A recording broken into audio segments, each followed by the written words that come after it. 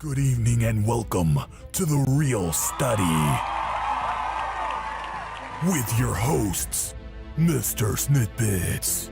So like two teams with that movie, it seems like either people love it or they hate it. Okay, I do too. I do too. Yeah. BlackGirlMarvel. I cried laughing. That was hilarious. Tylermakesfilms.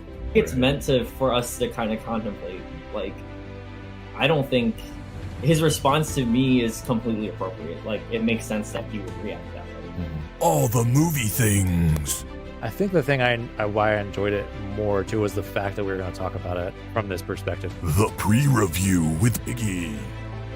The pre-review is where I tell you about upcoming movies coming to movie theaters and beyond. And me, the Real Study movie voice guy. I probably would have been in love with this movie as well if I had watched it earlier, like when it came out, or maybe right after. Let's go to the poster wall. Good evening and welcome to The Real Study. My name is MrSniDBitS, and as always, with me to my left is BlackGirlMarvel, and we always have all the movie things with us. And tonight we have Lieutenant Commander Ray stepping in for Tylermakesfilms. She'll, of course, be discussing all the Robin Williams films with us, and we will get to those in a moment. I think BlackGirlMarvel has maybe something she wants to say about social media, possibly. But hey, you guys, thanks for joining us today for our Robin Williams week. As always, I would implore you all to join us on all social media. So follow us on Twitter, Instagram, TikTok, join us. If you can't join us via YouTube like you are now, or like you will be in the past, because some people might be watching this in the past or present. We're in the past, they're in the present. Yeah, they're in the present. So you'll be watching us while we're in the past and you're in the present. If you want to join, listen to us on your way to work or riding around, we are also streaming on all podcast platforms, Spotify, Google, Apple, just to name a few. But we will also love for you to join us on our Discord. Come on in. We have some games. We have lively discussions about everything from Trek to Who to Marvel to DC. We do not discriminate when it comes to the fandoms, but come and join The Real Study and be a real student today. With that said, we of course have 3 Robin Williams films coming up this evening. A couple of them are a little less mainstream than you'd expect. Cadillac Man, which I think most people have never remember or heard of. Jack, which is a touchstone movie from Francis Ford Coppola, go figure. And then of course it's Hollywood Pictures, but oh, really? Yeah, which was also owned by Disney. There you go. So it's like Buena Vista in that way. Yeah. And then, of course, we've got The Birdcage, which is one of course, Robin's most well-known films, without a doubt. But before we get into that, of course, we always have the real news. Now it's time for the real news. And we are here to talk about the real news. And that, of course, is all the news happening within the last week for films. There have been some things happening. Anything wild you guys think of off the top of your heads while I get to the news channel? Nobody? Nothing? Okay, that's fine. That's fine. Not really. Nothing. There's Nothing always wild. so much that nothing wild. Yeah. Harry Belafonte did pass away. Of course, that was sad to see. We've got Richard Lewis. I mean, Mario finally crossed the $1 billion. Oh yeah! So not only the most grossing animated movie of all time, but really setting the record. I don't know what all that was. That was really odd. Yeah, that threw me. There's something. Oh, I think it's Law trying to clean the spiders off her stuff. That was me. I'm sorry. Yeah, my bad. She's got spiders invading her desk. So we've got webs everywhere. Richard Lewis announces he has Parkinson's, so that is not great news. Oh yeah. And of course, we haven't seen him in a long time. He seems to have kind of retired a while ago. Let's see. Real quick question: who's Richard Lewis? Have you ever seen? He was a stand-up comedian primarily. He was stand-up for a long time, right? And, yeah. Known for being, for kind of making fun of his own Jewish heritage. He did a lot of self-deprecating jokes. Self-deprecation was kind of his shtick, if you will. I thought he passed away. No. Oh, Yeah. I know his face. I don't know his name. Okay, I got you. It was I got you. Men in Tights was a good one. Yeah, that's the one I would have thought of. Yeah, he was in Iron Man. dark hair from Iron Man that The passed first away. Iron He Man? played the senator Oh, he played who Harrison Ford taking who place gave Oh, no, William no, Hurt. not him. No, not no. him. It was he gave Tony and his pen when Tony and Rhodey got here. Man, the older dude. Oh, Gary that was in Shandling. place. Gary Shandling. Yeah, that was He was also a 2. comedian. Right. Yeah. Definitely. So sad news, but at the same time, I know they're still fighting Parkinson's pretty hard. I know Michael J. Fox announced that he is still fighting hard, and I've seen some great interviews with him lately where he's basically saying, you know what, this is it, this is life. We got to all keep trucking, and that's such a positive message to hear from somebody It's going such a through Michael something J. hard. Fox thing It really to is, say right? too, though. And I So love Michael it. J. You know, Fox. I still love watching him now to this day, and hopefully we get a lot more of him. Equalizer 3. Let's see that. I'm here for that, man. The reunion, Dakota Fanning and Denzel Washington. I'm so here for that. Right. Oof. We did Man on Especially Fire. especially if she's a villain. I will love it if she's a villain. She is though. Oh. I think she's she like is, though. I think she's like a cop or something, or some kind of law That enforcement. works. They messed up on Yeah. that. I mean, I'm still cool with it. I'm excited. But if she was a villain, man, going against that, it's so good. It would. I agree with you. So we're gonna have to do an Equalizer night then, so that we can kind of get me on board, since I've never seen any of them. We'll have to get to that. Yeah, I love Equalizer. So. Oh, let's see. Anything else happening in the wild news out there? I didn't get to express my joy over the Section 31 movie that you guys that we mentioned last week. Please. I'm excited about that. Nice. I think because I talked about it on my page a little bit. Section 31 is not by any means a philanthropic organization. They're dark in the shadows spies, full I of think I like it. So for the fandom, it's better that it's a movie and not a show. We don't really want to do that much. But I've also I was like, people were like, we're wavering in our faith that this is going to happen because they've been talking about it for years. Mm-hmm. But I'm like, Michelle gets what Michelle wants. And Michelle wanted to do this movie. She pitched it as a movie because she wanted to do it. She wanted to come back to Star Trek, but there was no way they could get her to do a whole series. So I'm excited it's a movie. Right. Is it going to be like a Paramount Plus only thing? It's going to, Paramount exclusive. We might have to just get you our Paramount Plus or something. We'll have to get it for you. Yeah. So you can go I mean, there's really not a lot for me to watch. $6 a month. It's worth it. I've actually been playing a lot of time on there lately. So I have Paramount Plus. Bri, if you want to just use my Paramount Plus, you can. I don't have a problem with that. No, it's fine. There's not a lot that I end up watching on there. Like no, I meant like for the trial. I did the trial, right? Yeah, like I did the trial, and there's nothing on here that I'm watching. I was thinking with like that Discovery Plus. I tried Discovery Plus. I was like, a lot of people had a problem with Discovery Plus. It was just like they even there was even some word out that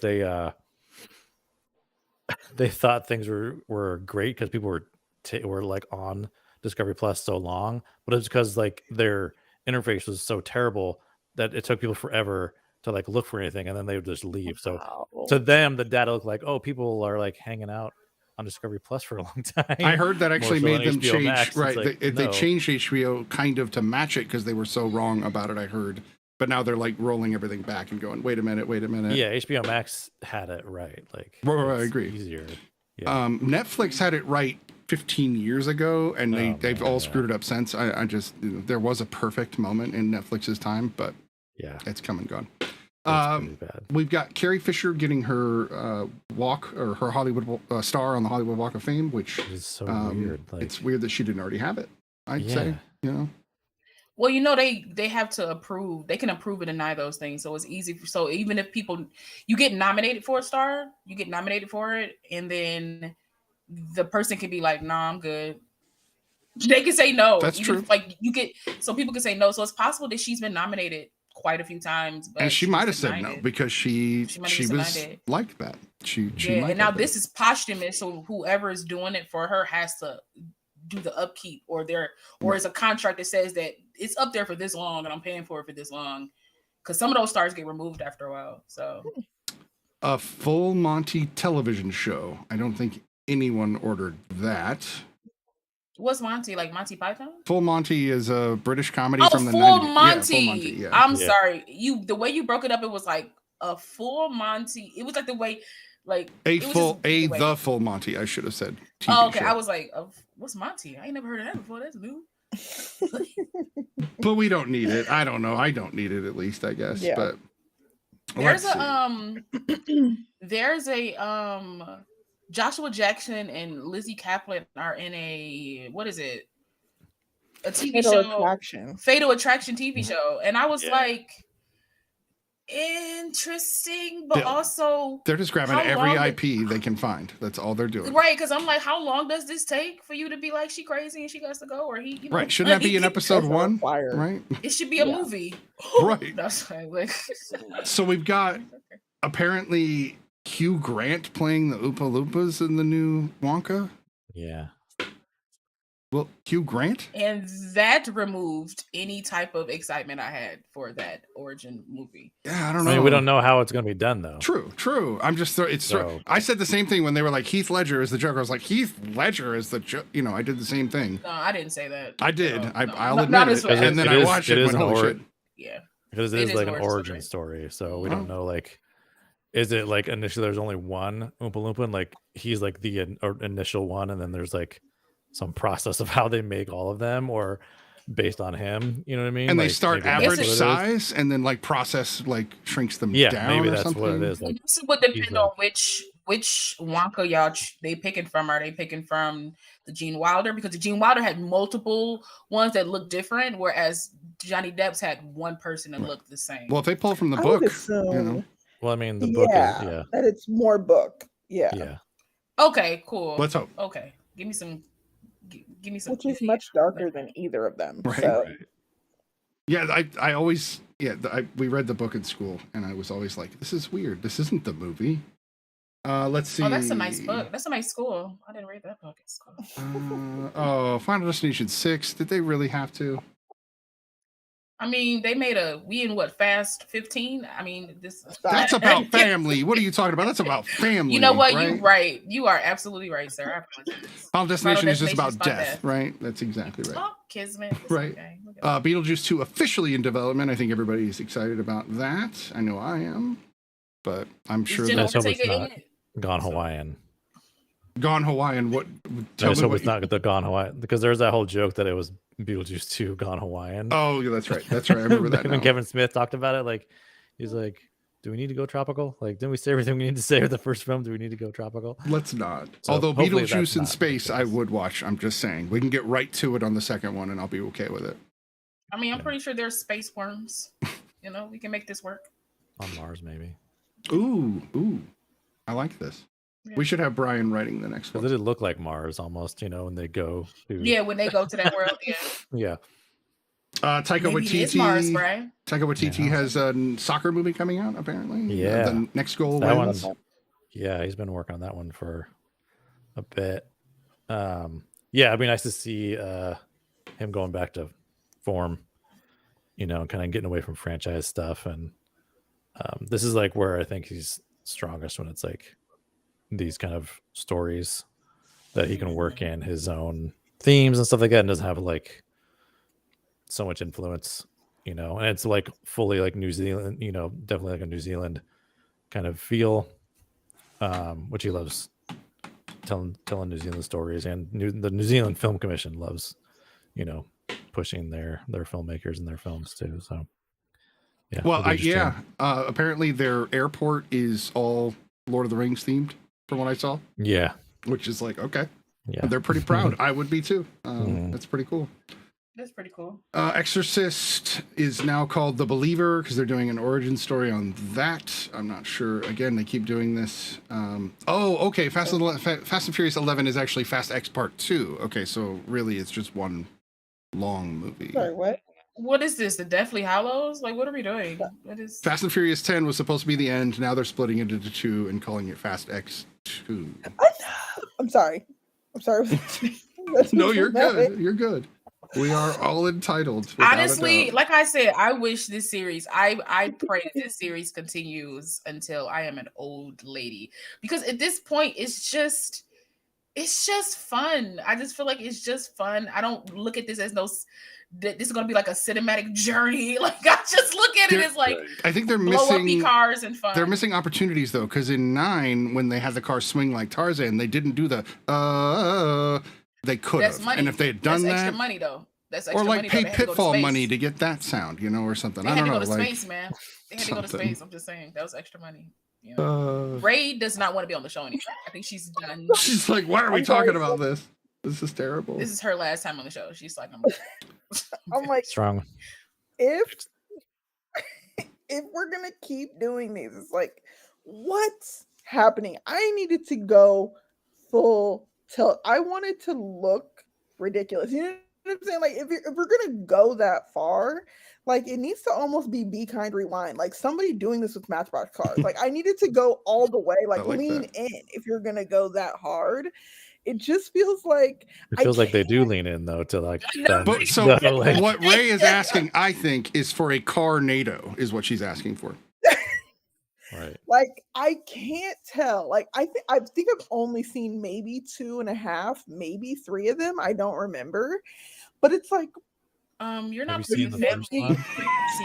making a story that they're like proud of, or are you just making printing press movies? Like I can't. They're proud of. Of course, they're proud of them. I feel like they're proud, and I feel like anybody that makes like so films are proud of them. Because like, look at Super Mario Brothers. I'm pretty sure they were proud at the moment, but then after it came out, they were not the animated version. Right, you're talking about the hospital. The 90s version. Right. People like, it made a Billy. What do you mean? No, I'm talking about like the live action. I'm pretty sure they were like, we nailed this, and then it came out, and they were like, I don't think we did. It's a little regret in retrospect, but I don't know. I just think the Fast and Furious movies are just, at this point, they don't have meaning. They're just fun. They're soap operas with explosions. That's literally all they are, because they have people coming back from the dead. They have people with amnesia. Yeah. It literally, all the soap opera tropes are being plucked. It's Marvel. It's a Marvel movie. Nobody dies in Marvel. It is. They're like very superhero-ish, and they like the whole thing is like none of this was planned. Right. Yeah. You know what I mean? Like the first Fast and Furious film was based off an article from a San Diego newspaper. That was like the original. Yeah, idea and concept from that was based off that. And tuning cars at the time was very popular. So like that's one of the reasons. Exactly, especially in California. Right. And like I lived in California around that time, and so I was like very much like aware of like street racing and that like culture. So that's really what it was born of, was like that whole, it was trying to like capitalize on street racing culture and the popularity of that. You know what I mean? This whole like stuff of like that we know now, like it's just like progressively like each movie. So it is nowhere. They had no idea. But the crazy shit doesn't start till 4, right? Watch 1, 2, and 3, and you just get 3 racing movies. Like really, that's all they are. And in 4, they're like amnesia and gas tanks exploding as they roll down hills. Like 4 on, they're from 4 to 10, they're the same movies. From 1 through 3, they're the same movies, and it's like 2 different universes almost. Yeah.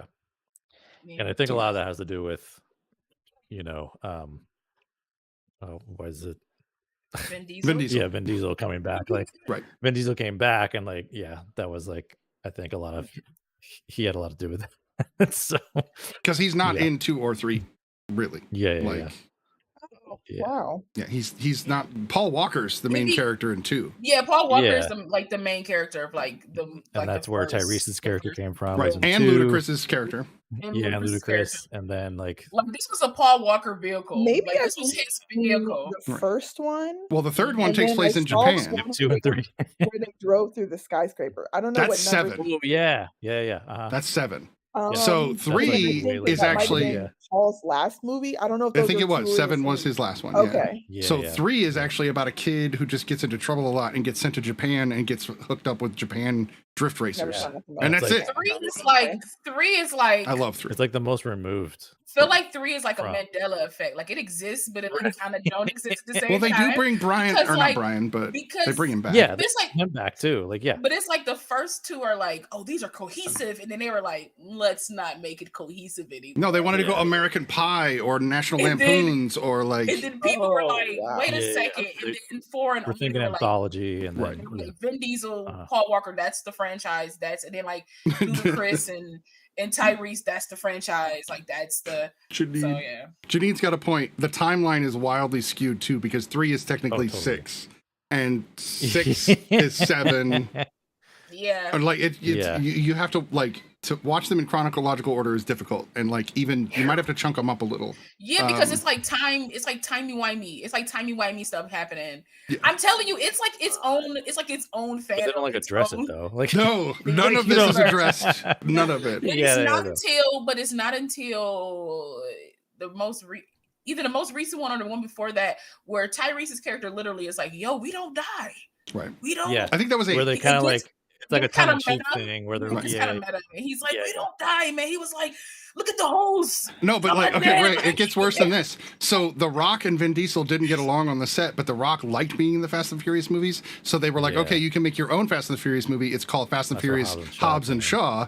And it's about one of the bad guys meeting up with one of the good guys, taking on another like cybernetic bad guy. It has a lot of the same elements in it, but it's just Hobbs and Shaw. Like, it's literally just Dwayne and Jason, because they're just and Idris. So it's Idris is the bad guy, and Dwayne and Jason are no. But to me, Idris is like being a character to me. Like I feel like he's being a character, and I just feel like Dwayne and Jason is just like, we just punch and karate chop people, so this is who we are. Yeah, but Hobbs isn't back in the franchise, but Shaw is back in the franchise. Yeah, but Hobbs will never be back because The Rock pissed everybody off. Okay, so. right. Okay, so Hobbs is The Rock. Right. Hobbs is The Rock. Yeah, Hobbs the Rock. But Shaw comes from 5. Like Shaw's been around since exactly. Fast and Furious. He's been a bad guy before. Shaw's the OG of the family. You know what I mean? He's and his brother. This is another similar. So this next one is a similar situation that we've already had. Similar plot where it's like, so Jason Momoa has like, I believe is like his father or something. His dad was one of their his dad enemies, was a bad guy before, and they killed him. So now he's back for revenge. Like it always gets a little fuzzy. Yeah. But it's Momoa as a villain, so I'm in. Like I'm in. Is that weird? Honestly, I saw the trailer. He's having fun, and I was like, he's a villain. I'm here for it because I feel like it's just going to be Aquaman being bad, and I'm just here. And Ray, I'm here for it. You do get Carnado in 10 if you watch. His car gets thrown kind of all over the place by explosions, and Dom could do anything with a car. I don't know if you know that. Like literally anything. He could cook you steak dinner with the car. A couple of trailers. I don't know which movies they're for. You know what? I appreciate a good wire. Oh, Shaw was a Tokyo Drift. I've never seen Tokyo Drift. I don't know. Sorry. No, he talk about. He was. Yeah. So, maybe we just need to do like a 2-week. That's what it would take. Like it would take like 3 weeks to cover this whole franchise. I feel like it would be a ball. Do we have to wait till February though? Fast and the Furious February? I don't know. It feels like that's a ways off. It's alliteration. Yeah. Yeah. The alliteration is fast summery. It does feel summery. Okay, so like June. In the movies, I remember that. But nobody pays attention to like podcasts really in the summer, so it's kind of like. Well, that might be perfect. People might want to thrash on the Fast and Furious movies in June as people kind of taper off. That'll be our last like hurrah before the summer, maybe.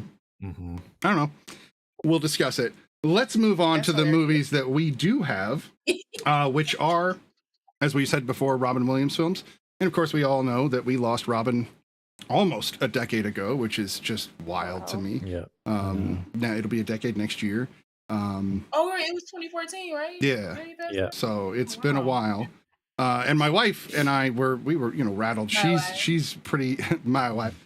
She was pretty rattled at the point where we couldn't even watch Robin Williams movies like for a few years because she was just tanked by it. I think she was the perfect age to like have him be her TV dad in a sense, and he did play. He played the dad in a lot of things. So he played the dad in a lot of stuff. Now that I really think about it, I was like, wow. Right? He was surrogate dad. Yeah, he liked kids. He liked kids. Yeah. So I don't mean that in a bad way. I know that. The context of that sounds weird. If you just came in and was like, he likes kids, like that doesn't sound great. That used to be a normal sentence. It used to be, but now in this day and age, it's nothing wrong with it. Right. Yeah, now in this day and age, it's not. But I just want to clarify. Right. All right. So the first film we're going to discuss is Cadillac Man, This is a 1990 dark comedy. The reason this was brought up was because we watched Dog Day Afternoon about a week ago, and this was sparked. We talked about that. But the concept of this film is, in a sense, the same idea. It's this jackass that doesn't know what he's doing, breaking into a place, taking hostages, and it's the same basic plot, but this is way different. Why don't we? Who has seen Cadillac Man previous to today or this week? So me and all the movie things. So let's start with Ray. What's up, Ray? Me and Ray out here. What do you think of Cadillac Man starring Robin Williams? It was weird to start. Like, I was watching it and I was like I was like following it, but it didn't really feel like it was accomplishing anything. Does that make sense? Like, I feel like I was just watching it, but there wasn't like a story. It was just kind of seeing him just like live his, I mean, I guess that's the story. It just was like the first hour was like, what is happening? He had multiple boos. It was a lot going on. It was very intense. It just felt like I could feel his anxiety kind of. And then the pop off happened, and I was like, this is not where I thought this movie was going. It turned quick. Wow. Yeah, it was a lot. I mean, there was a lot of recognizable people. So I was like, that's fun to see people. Like, I always kind of like watching old movies and seeing faces of people who either did or didn't become really big. Because sometimes people do, you know what I'm saying, they get that first like movie and then they do like TV roles and then or they go get really like big movie roles. So it's fun to see that kind of transition. But it was a lot. It was a lot. Too much? I mean, I liked it in the end. Okay. But yeah. All right. How about you, Locke? Her face.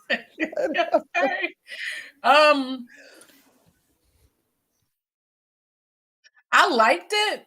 I'm sorry, I know that was a big pause. Like, I didn't like it, but I liked it. It was a lot. This movie was like chaotic in a sense, because I was like, I kind of feel like Ray. I was kind of like, so what are we doing? What are we doing? Because this man really never really changed. He just used his sellerness to get people out of danger, and then he's like, you want to try it again? You haven't changed as a person. You just almost died. But okay, anywho, I felt like there were elements that were kind of missing. Like, they kept bringing up the daughter. He kept calling that younger girl his daughter, and we never see the daughter until the end. And I'm just like, right. Like, I didn't even see a photograph. Like, we didn't see anything. Didn't even know it was his daughter at the end. If she was just like, my dad, I was like, oh, okay, that's his daughter. Okay, that's nice. It was funny. I thought it was hilarious. Tim Robbins is a gold mine. I don't care what anybody says. He's amazing. He was amazing to me in this film. He plays a doofus really well. Yeah. He was just like all over the place. It was just like, this man went to Shawshank. What is happening? I was like, okay. The talent is amazing. Nice to see him and Fran Drescher in another movie together, because they were like in Jack and then they were missing in Jack. I was just like, hello. That's something that happens on this show way often. A lot, like way too much. Thinking that, I was like, I wonder if she's be in the next one. Yeah, a couple of connections, right? Yeah. She was in the Birdcage. I'd have been like, it's a Fran Drescher, Robert. Yeah. Right. I should have put her in this. But I thought it was cool, but I do mimic like Ray. It was just like, we watched a film about nothing, which is okay because we had a TV show about nothing, and it spanned the whole decade and people loved it. But it was for me, it was like a typical 90s, like, we don't need to give you much for you to enjoy this film. Right. And like I said, the comedy was there, everything was there. It was just like, plot wise, it was just like, this man did not change for the better. It's just that this worked to his benefit because everybody found out about everybody and left him. Mind you, I was like, this man is beloved. Why is he broken? Like, I wanted to figure out why every woman in his life loved him, from his mother to all of the people he was cheating on, to his ex-wife.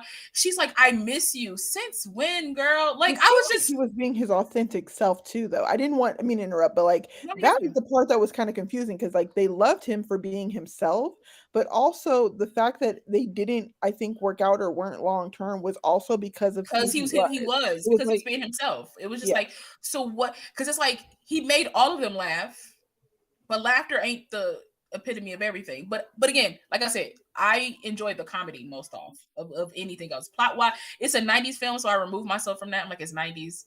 It is what it is. Writing was like lacking in the 90s a bit, you know, when it came to certain things. But like comedy wise, I was like, this is hilarious.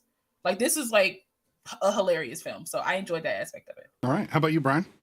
You've seen it before, watching it again? Oh yeah, I've seen it multiple times, and I'd have to like disagree right off the bat, like that nothing was happening, because like all that stuff was build up. Like we had to like know all this stuff and all of this chaotic stuff that he has going on, because when the powder keg finally goes off and everything comes to a head, you're already feeling it, like that chaos and anxiety, like, oh my god, how's he going to get out of this one, and how's he going to manipulate this, you know what I mean? So but I'm biased because I've seen it too, so I already kind of like knew that it was coming. And I really enjoy this movie, and I will agree too that like, yeah, it doesn't seem like he changed.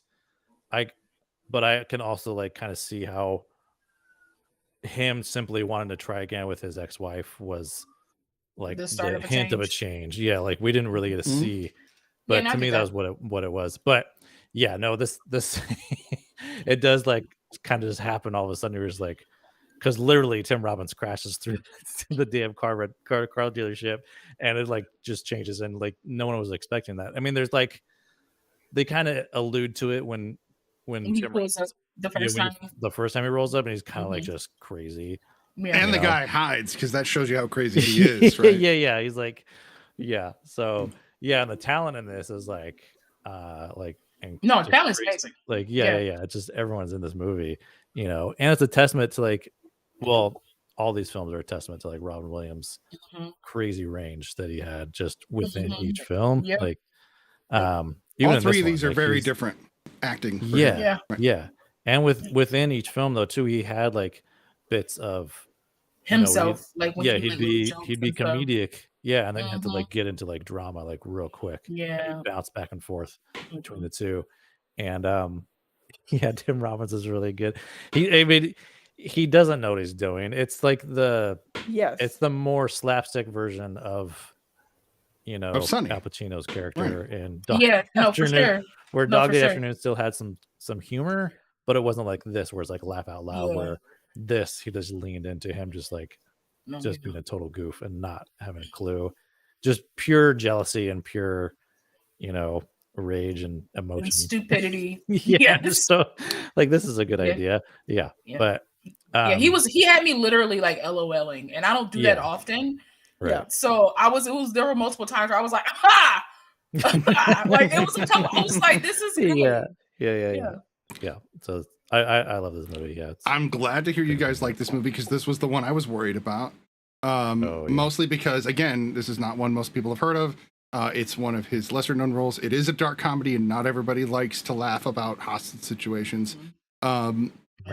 Especially in a modern gun America, it can get tricky, but I'm still looking at this as like a picture of then, and it's interesting because this really does capture men really well in that era. This is exactly how men were then, and they keep trying to act like this is how the men have been forever.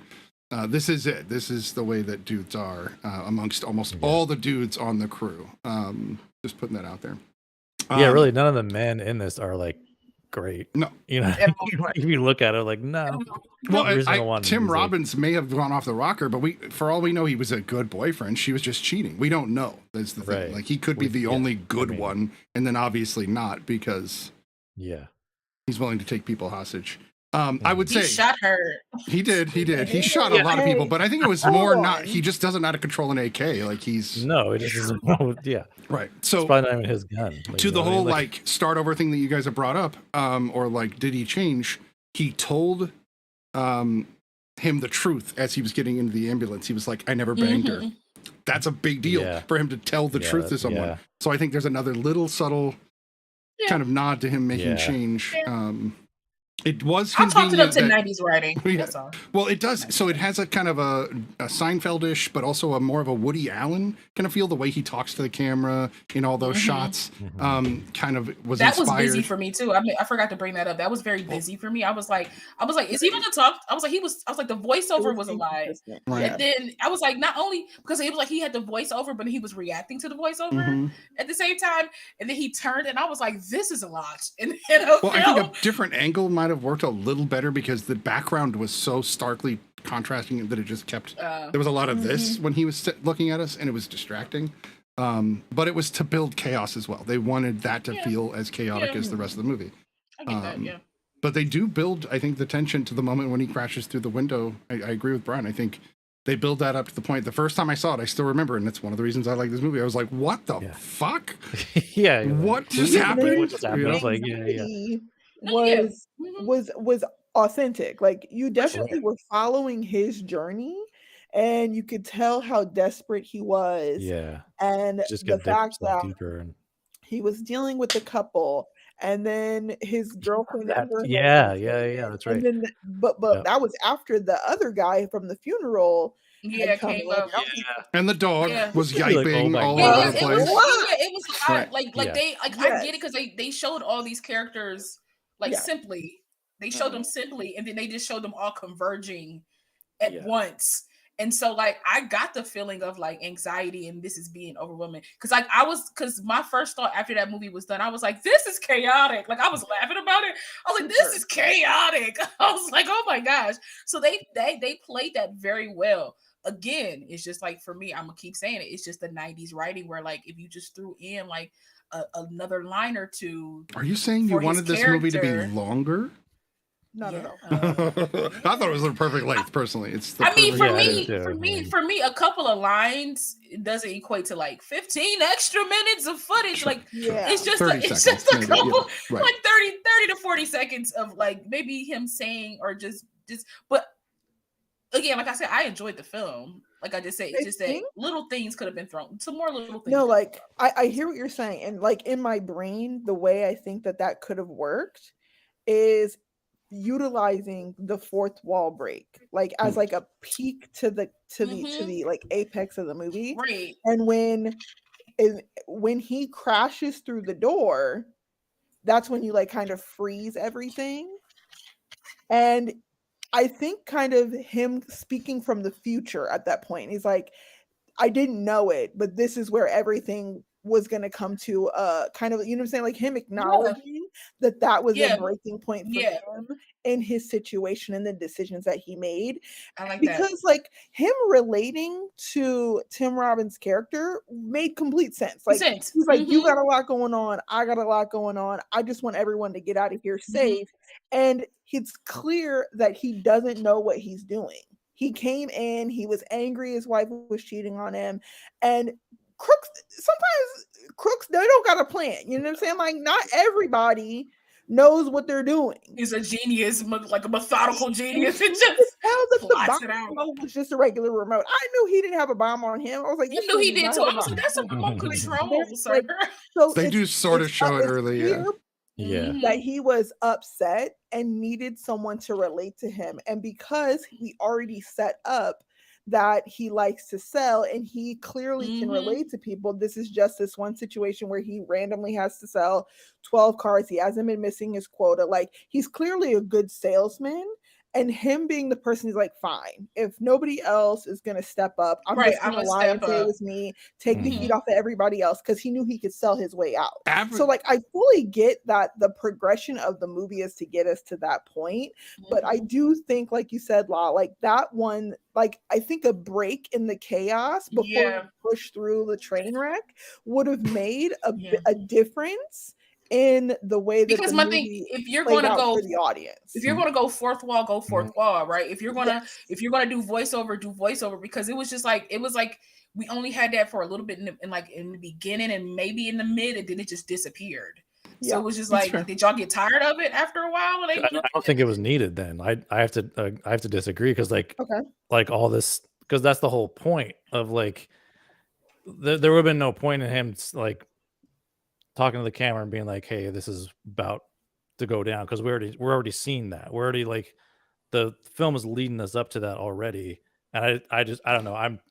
I come from the school of thought of like show, don't tell, when it comes to writing and film. So I think, I don't know. I think it would have been, I don't know if it would have hurt it, but I don't know if it would have helped it either. You know what I mean? Like, I think like we already were getting there. And I think we already got that kind of idea. No, but like, that's what I if we're think what Ray following it. means So I don't about think it being having like, dialogue there is going to do you anything. think about it, like him guiding us through the like, because it doesn't make sense if they're showing him like sitting down next to Tim Robbins and then he breaks and he's like, well, now I have to tell him about what's going on with me.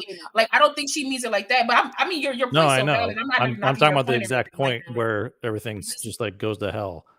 Yeah, Like, I feel don't like think if he neither was there talking from a future space, I still think for me, I think that would still work if he was like speaking from like a future space, Even like a line or two is what you're saying. even like a line, yeah, like even like a line or narration? two, like over with narration from like a future space, because that's the case for me. There's no point of breaking the fourth wall or having a voiceover at all within this film, because they're showing his life, they're showing the chaos, they're showing the buildup. There's no point of it at all. For well, him in to the even talk beginning or there to kind of break. is, because we don't know anything about him. True.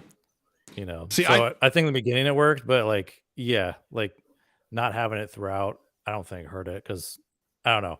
Like I said, I've seen the film multiple times, so that's like my perspective. I was gonna say, I have the But same problem. I've seen it so many times that I've already picked this film to pieces and then put it back together and again in a sense, and now it's like a classic in my mind. So you're seeing it with fresh eyes, and I'm not, and I'm not going to speak for Brian, but I'm not seeing it with fresh eyes, so I'm not remembering what I was like, because I was 12 when this came out, or 13 or something, and I saw it then because this was R-rated enough, and there's no nudity, that my parents were like, whatever. All right. It's Robin Williams, right? Go for it. Exactly. It's Mark from Orc. So I could see how there would be a complete split in this, having two new sets of eyes on it versus, the two like long-term sets of eyes. It's the way movies are. This is kind of showing that in a sense, that we can totally see them at different times from different perspectives, and nostalgia will give you that. I personally still have this weird nostalgia about this movie, because I should remember always watching it.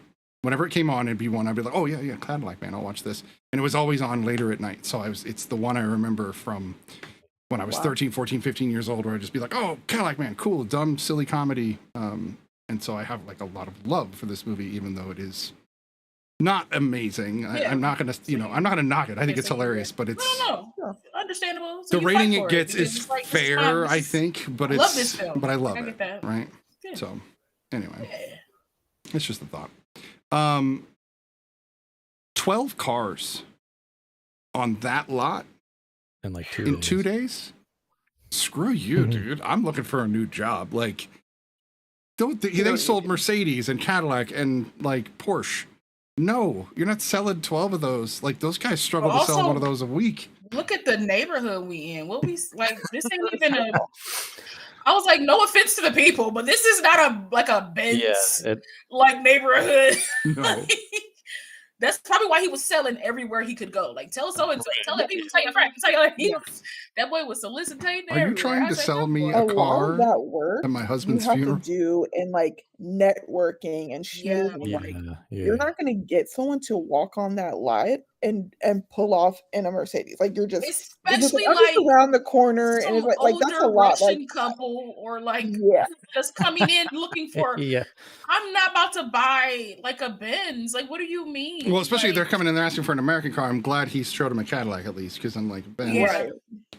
Benz sort of is now, but not. He was like, because everything in America is real. I mean, he's like, nothing's fake in America. Like, nothing's fake. I was like, that's hilarious. I was like, he's a liar, and I dig it. Like, I love it. So, who do you think he should have ended up with? Nobody. He should have been alone.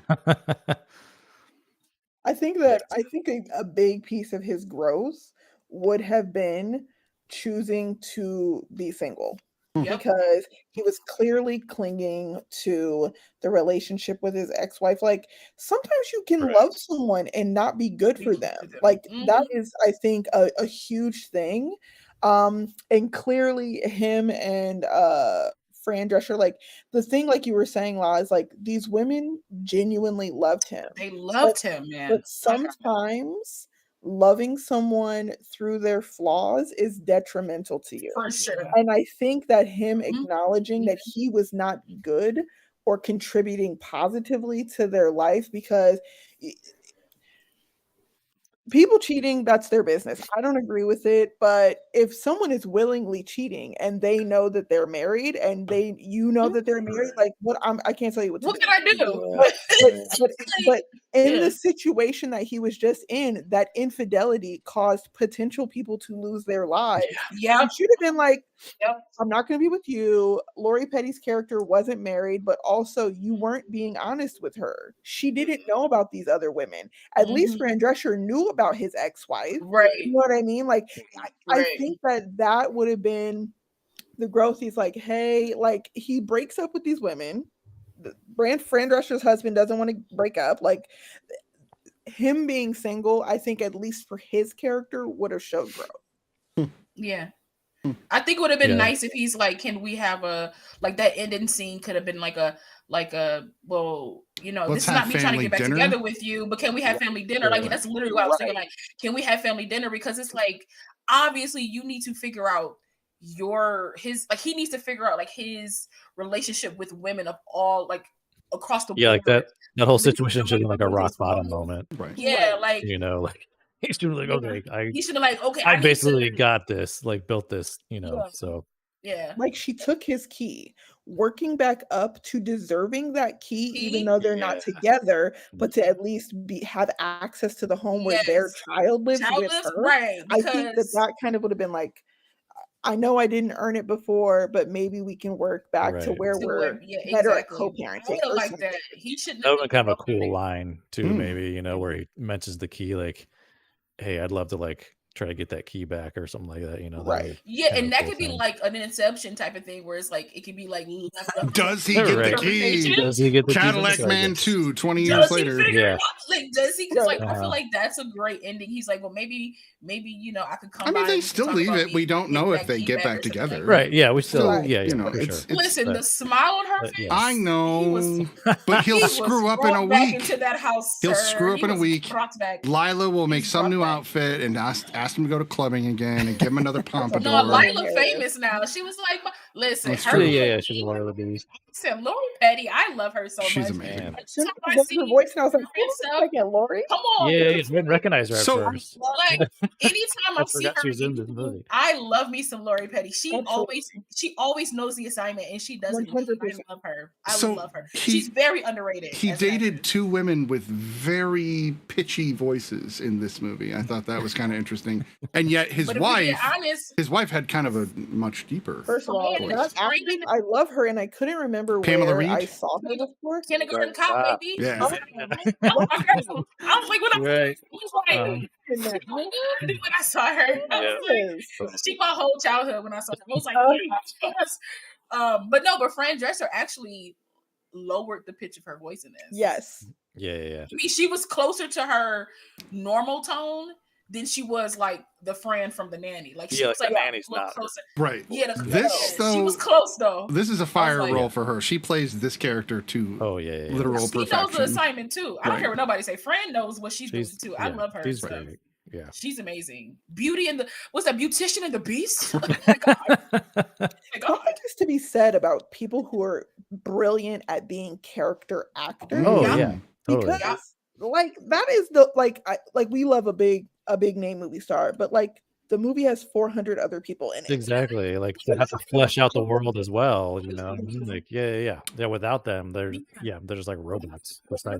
So what are we doing? You might as well put the CGI people in that some of these like movies are doing. So I've been watching a lot of Young Sheldon. Talking about character actors, I just had to bring this up. But there's two character actors that show up in Young Sheldon that are phenomenal, that people know, but then they're like, I know that guy from, and one of them is Wallace Shawn. I don't know if you guys know who Wallace Shawn is off the top of your head. Yes, sir.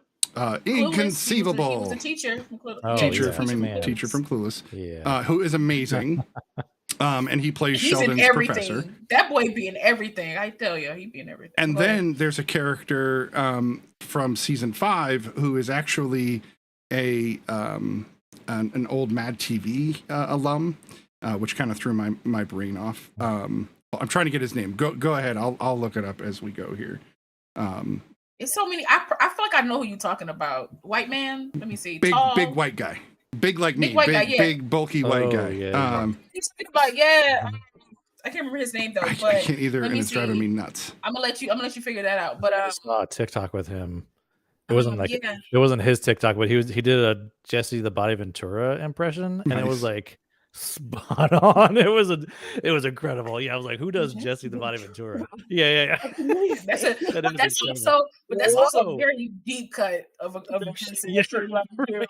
Like, That's a deep cut, man. Yeah, That's nice. it was incredible. Yeah. I don't know. I mean, Cadillac Man, for all intents and purposes, was an enjoyable film. Like for all intents and purposes, I can pick apart anything. Honestly. Yeah, there's some stuff in it. I can pick apart Endgame of any Avengers movie. I can pick apart anything. So like picking apart aside, if I audibly laugh, I'm in. Right. Like because I don't audibly laugh, I'm always like, huh, that's funny.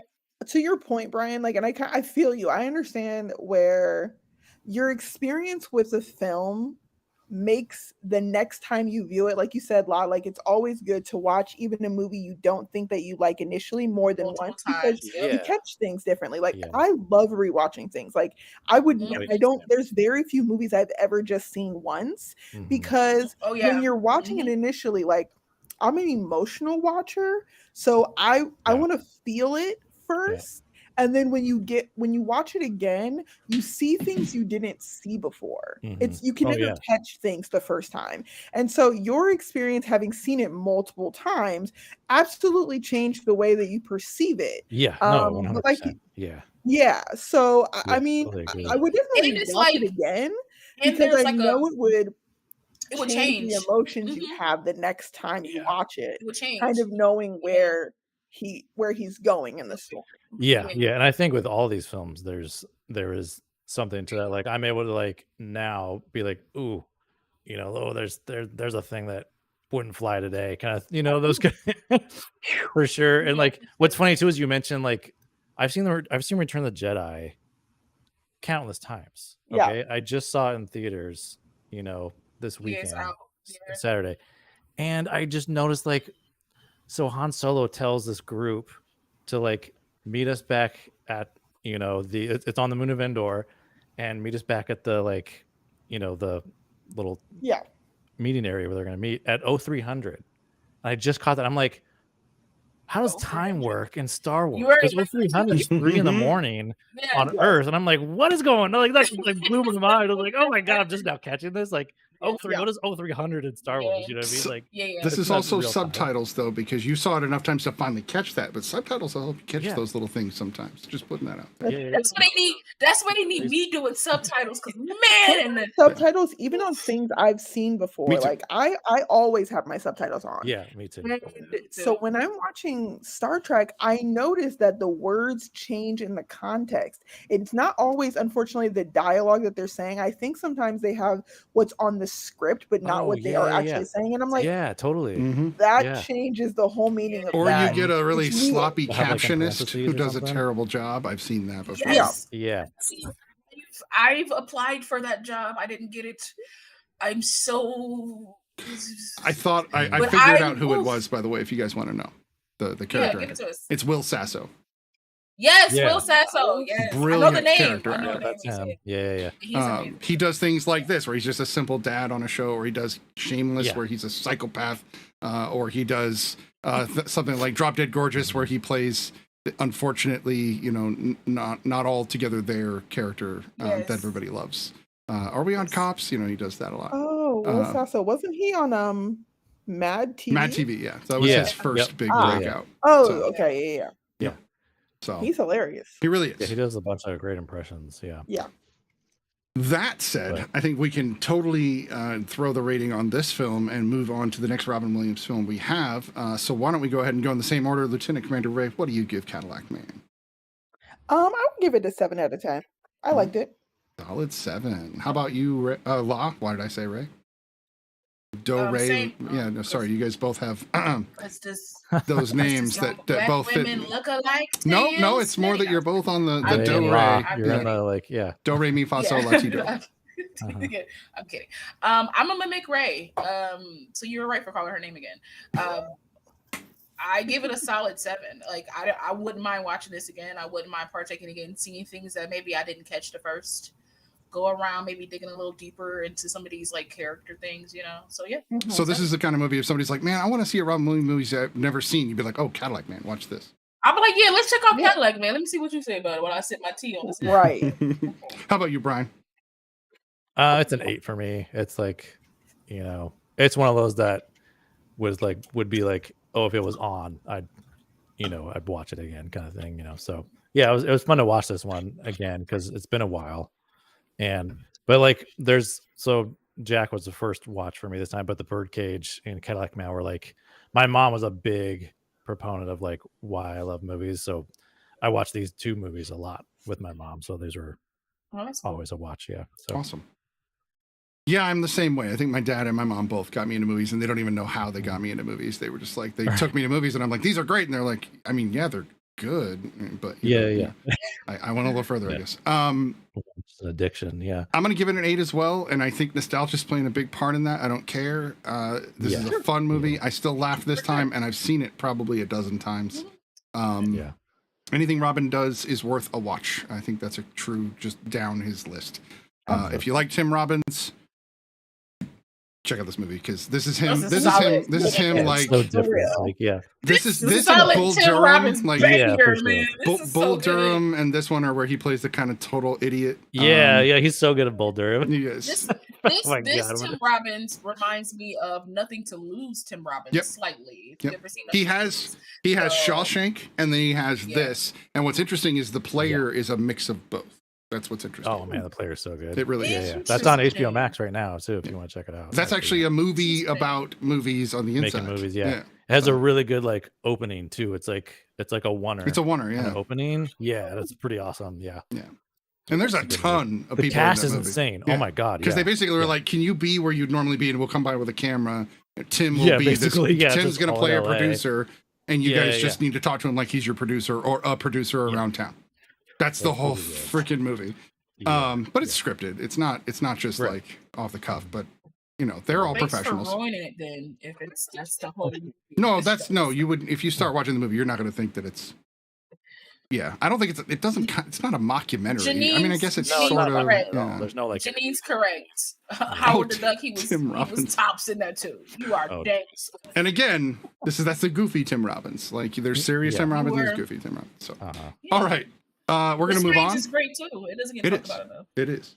We're gonna move on to the next Tim Robbins movie. Sorry, and this time we're gonna be talking about. Did I say Robbins William? You said Tim Robbins. Tim.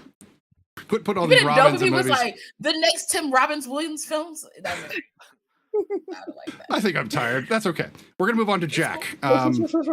This is a 1996 release. Francis Ford Coppola directed, starring, of course, Robin Williams. Right. Produced and directed. Oh, that was like the producer. But I was like, oh, that's cool. He produced this, and then the director. I was like, what the. Isn't that the Godfather guy? No, so it's got Robin Williams, Diane Lane, Jennifer Lopez, and one person I had completely forgotten was in this movie, Bill Cosby.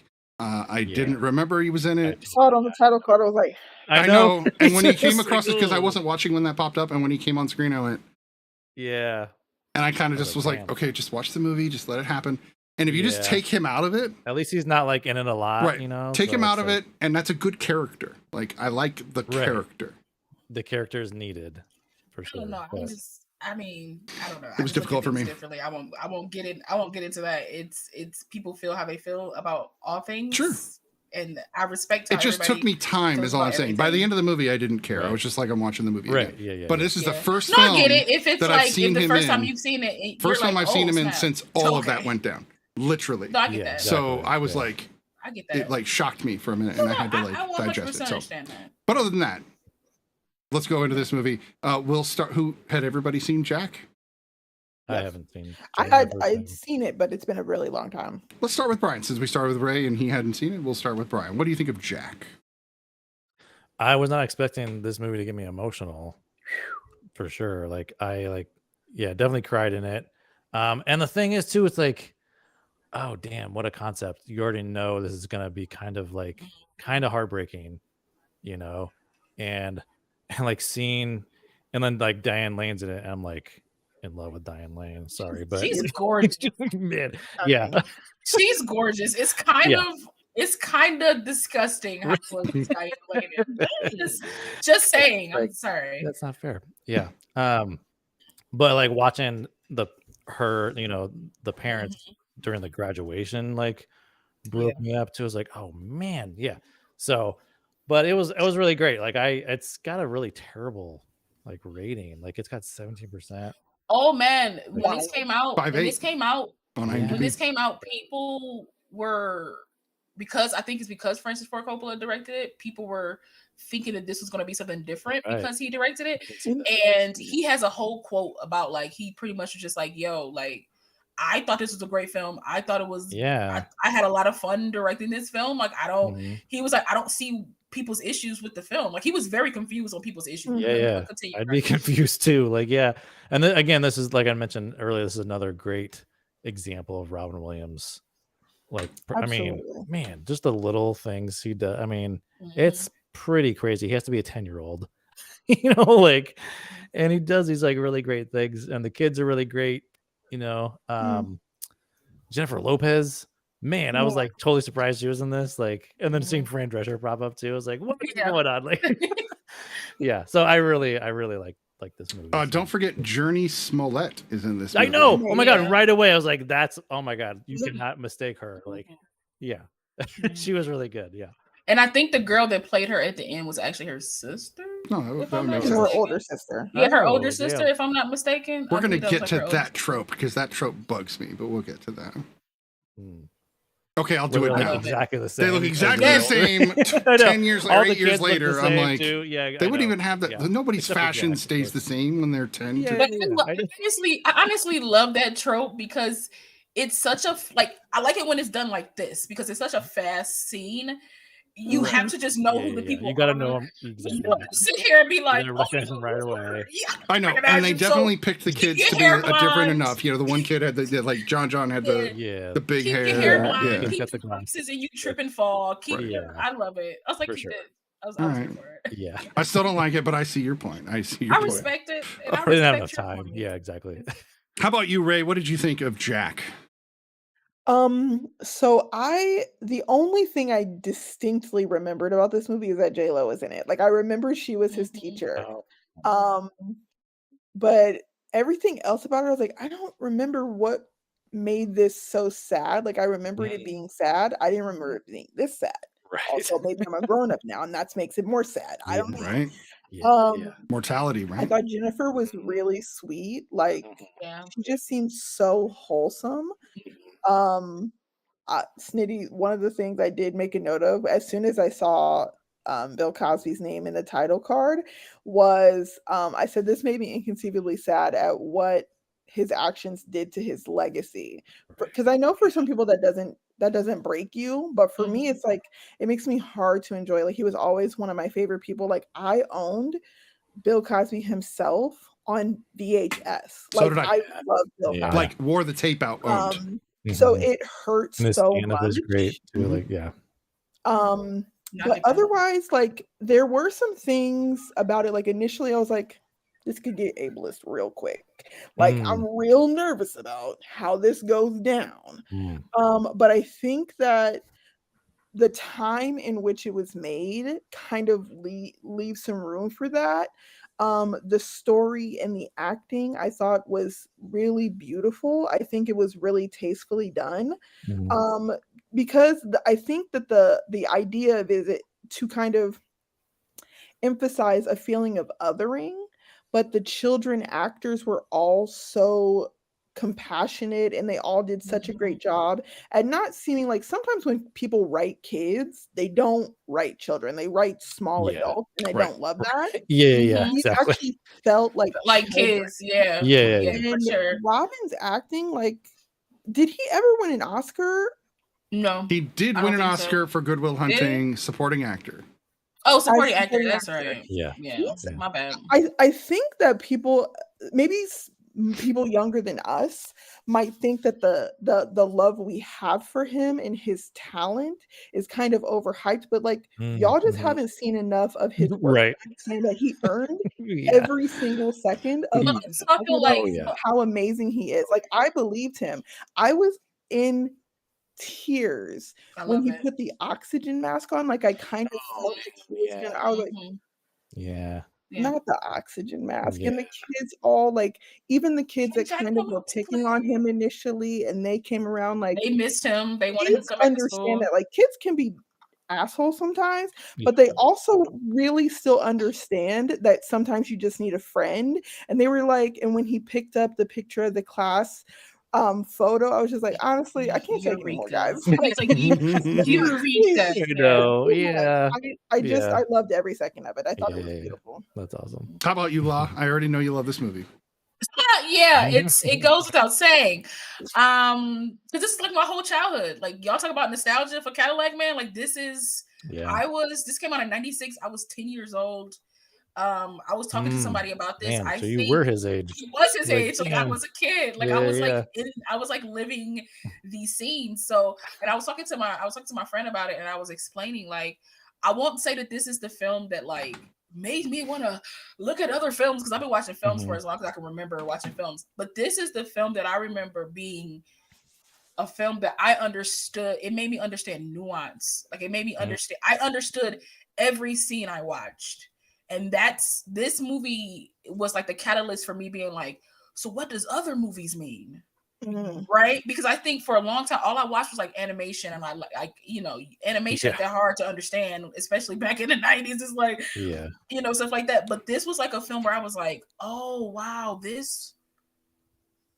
they're doing this because of this, and like my brain was moving. It was like I grew up a little bit when I watched this film. So like this film has like a very special place in my heart. I mean, I loved everything about this. I think there are moments, because when I have to do improv, people always be like, be a child. And adults don't know how to be children.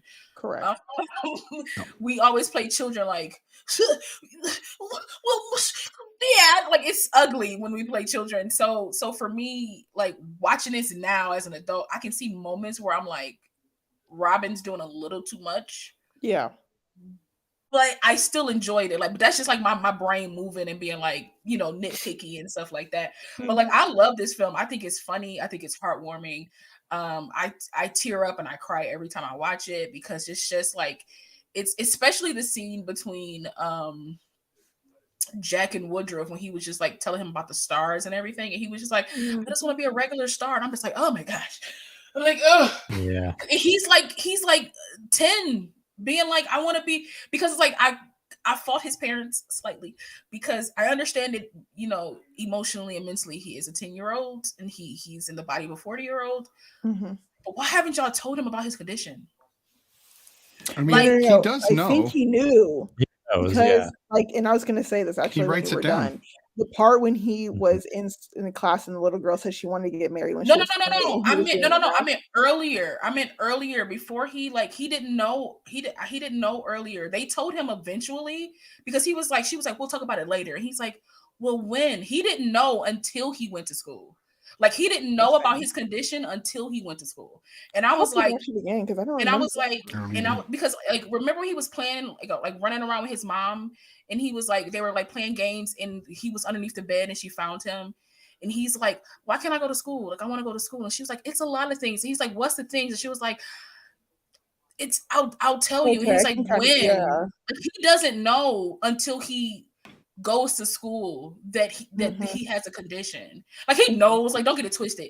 He can see in the mirror, but it doesn't dawn on him, is what you're saying. But it doesn't, right? No, that makes sense. Right. And I don't think they really explain to him like what it is. Like, and then eventually he starts explaining it to the kids, Because when him and Lewis are riding to the sleepover, he's like, "So what? You just aged faster than us?" He's like, "Yeah, 4 times faster." Like he knows, but it was like he grew up this time, and you guys didn't explain to him. Like I was just like, it's like as an adult, like now I'm like, don't think about stuff like that though. Like my nieces right now are like 7 and 12, and so sometime in between there is when they start. Like my niece, like she's a really, really like intellectually smart 7-year-old, but she's still just a 7-year-old. Yeah. And so when you try, especially when it's a condition like that, where it's like it's hard to get to allow yourself, like as a parent, obviously I'm not a parent yet, but I do have a very big family. And so like my niece, she was diagnosed with rheumatoid arthritis when she was 14 years old. And she broke her ankle and she couldn't play basketball anymore. Like she had a blood condition where she didn't clot. And so like when kids get conditions very young like that, you have to be delicate. And sometimes it's and sometimes you're protecting yourself more by not telling. I mean, that's but like that's how I'm looking at it, right? I'm looking at it more so that like she totally they're was protecting herself. Oh, for sure. Like I 100% like get that. But again, I grew up with a mother who like a lot of things in my life happened at a young age, and she explained them to me in a way that I could understand at the age that I was. And then when I got older and I asked more questions, okay, now I'm like 14. She can explain it this way. Now I'm, you know what I mean? So I get that. I just like, to me, that's a trope in movies that I don't like because kids are way smarter than what people give them credit for. And he's a 10-year-old. When he looks in the mirror, he does not see a 10-year-old. Yeah. And you have him isolated and he sees kids outside. So like, me nitpicking a movie that I watched for years, I was just like, man, if they would have just like, I wish they would have told him, because like I felt like he had to go to school to be picked on for them to be like, because in his house there's nothing wrong with him. Right. You know what I mean? Except for maybe his parents' size as he climbs into their bed, you know. No, that scene is always funny to me because it's just like three adults in bed together. Well, and he has to like lean over as an actor and kiss both actors. Yeah. That's awkward, man. That's great. But I don't know. Like for me, this is like one of my favorite films. It's a film I haven't watched for a long time because like I've watched it so much throughout my youth that I was like, my adulthood to chill out on partaking in this film for a little bit. I don't need to. I know what's happening. Like I almost didn't watch it because I knew what was happening, but I was like, it's always good to have a refresher. Like I wouldn't, let's not be that person.